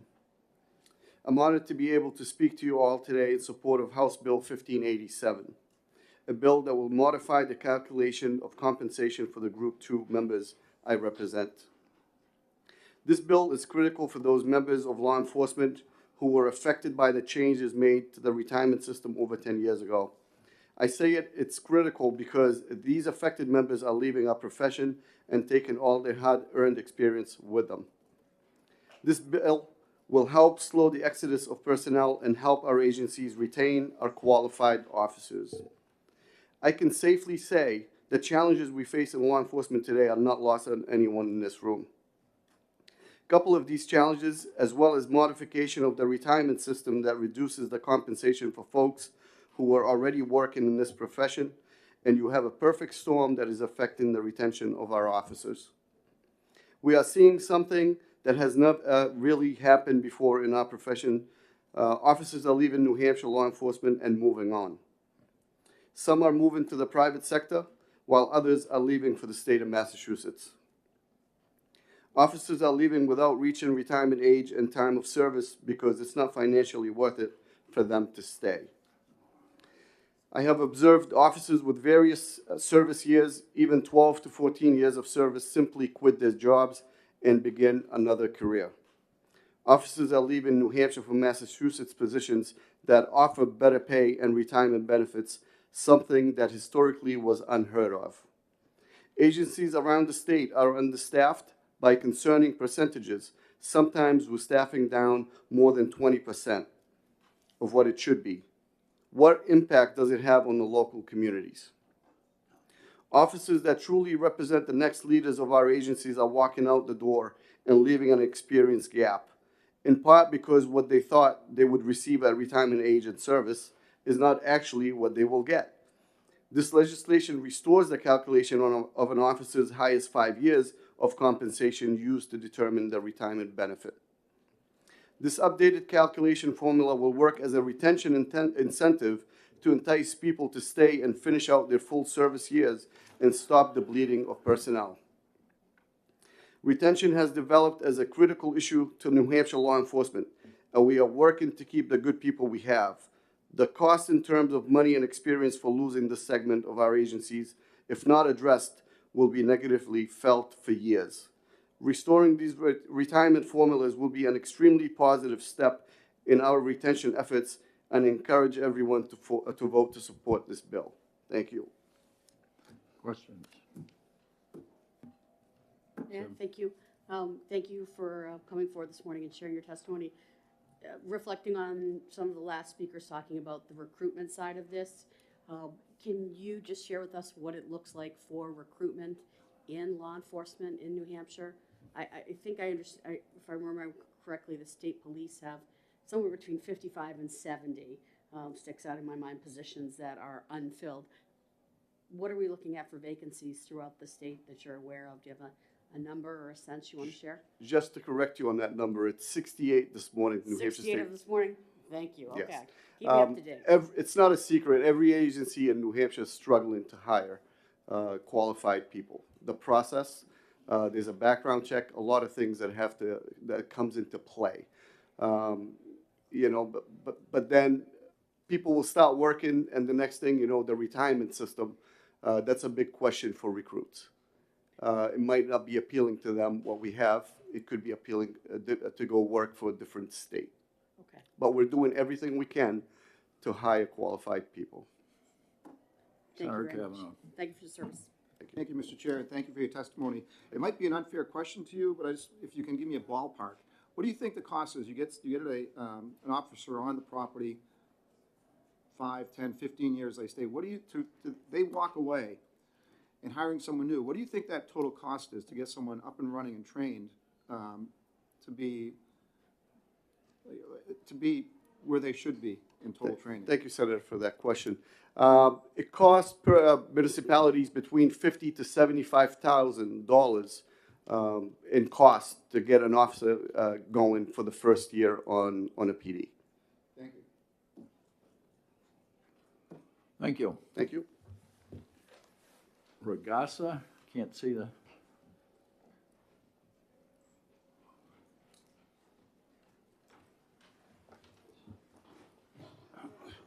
Good morning. My name is Saifu Regasa. I represent the Chief Probation Parole Officers in the state of New Hampshire. I'm here to speak in the support of the bill. So, obviously, obviously that, as you heard from the previous speakers, that this is nothing but a retention bill. And I call it, and I characterize this bill as a retention bill. The trouble started back in 2011. I believe that the states created the law with an intention to improve, which was a much needed bill.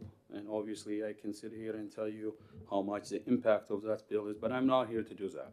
That bill was done with intent to create a stabilized retirement system. But in reality is the recruitment has gone down the hill. You've heard it from the previous speakers. And as a state representative from the state retirement system, as you hear it from him, even the simple calculation are turned out a nightmare. Now, I am a graduate student, and I try to wrap my head around it, and I did very well, extremely well in mathematics throughout my life, and I can't quite figure out what system and what method they're using, and it all gets confusing from time to time who you talk to in the New Hampshire retirement system. I've yet to find someone who can tell me the same thing twice. So why do I call this the retention bill? Basically that it ensures those who are in the system, if they continue to serve the state, there is a better calculation method than the comp over base and average final compensation. It is that hope. And I'll share my personal experience that has taken place recently. Why do we need to retain, especially in fields like corrections? I work with my brothers and sisters in correction. Even though I'm a probation parole officer, I regularly go out at the prison to help out and cover the post. Reducing the tension, the unwanted forced overtime from those correctional officers who are assigned to work there. And someone from the corrections spoke, and the testimony was that there's about 50% vacant position. That is a speaker from the Correctional Officers Union. And the following day, the department policy lady, her name is Lisa Mascio, she's no longer with us. She spoke, oh, it's not 50%, it is actually 34%. And even by her statement, it's like a defendant telling, I only showed him 3 times, not 5 times. That's what it is, nothing else. 34% vacancy is 34% vacancy of an agency. That is 1/3 of the workforce we're not able to recruit. As far as the income tax, it really is. It is an income tax. When the state takes my contribution to the system, I contribute, and I'm being told with the current practice that I can't use that money because it adds up to my highest 5 years, and the highest 5 years have to be excluded. There is no any other definition. You take the money, and I'm not using my money towards to my retirement. You're not refunded it back to me. It is basically imposing an income tax in a state which has no income tax. And we spoke about that at the House level. That's why we've gotten the significant or overwhelming support from the House. It's my recollection, it was veto-proof vote we got from the entire House, 232 to 113 vote. So basically, it's a win-win situation here. One, it would help states to retain those people, including myself, who have had 20 years now. If this bill changes, it would give me another hope that I can put in 2 or 3 more years. And there are many people in my group that get caught in the middle, who are invested, but who were also hired before July of 2011. So this is a hope that the system is, as the lawmakers decide and create the law, and it was a hope to stabilize the state retirement. This also gives that hope that the same lawmakers are working to see how they can reward the affected Group 2 members and how can retain so it can help the bleeding. If people are leaving and we're not recruiting and more people are leaving, we're in a desperate need of the workforce in the state, especially in the state government. With that said, I hope that you all will support this bill, as it will give a hope for the Group 2 community, which is severely affected by recruitment and retention. Seeing no questions, thank you. Thank you, sir. Frank Swerko.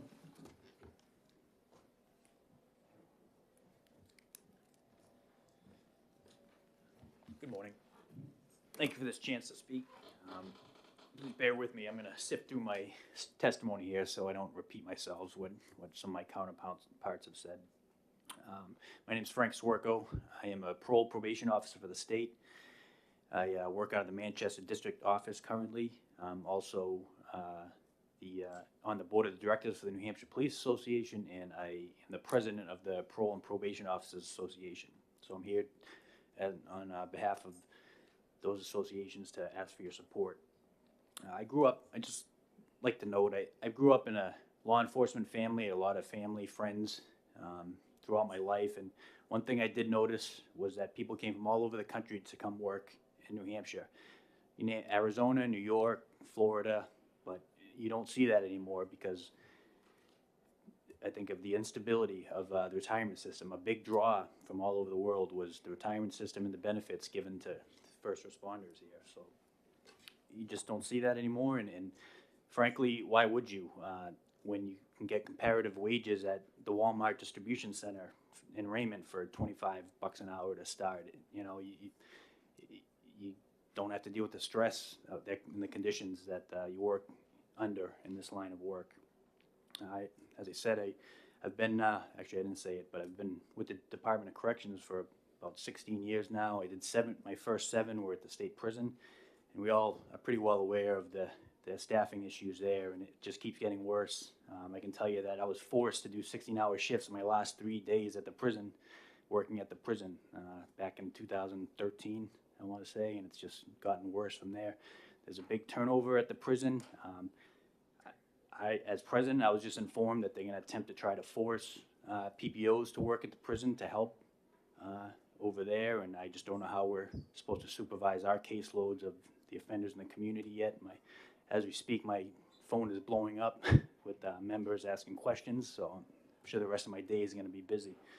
But retention, this is a retention bill, and retention is a big issue. It's first responders in New Hampshire, it's not a career anymore. It's a job. They come here for a couple of years and they get forced like crazy, and they leave soon after for some private sector job. So, sorry, just give me a minute here.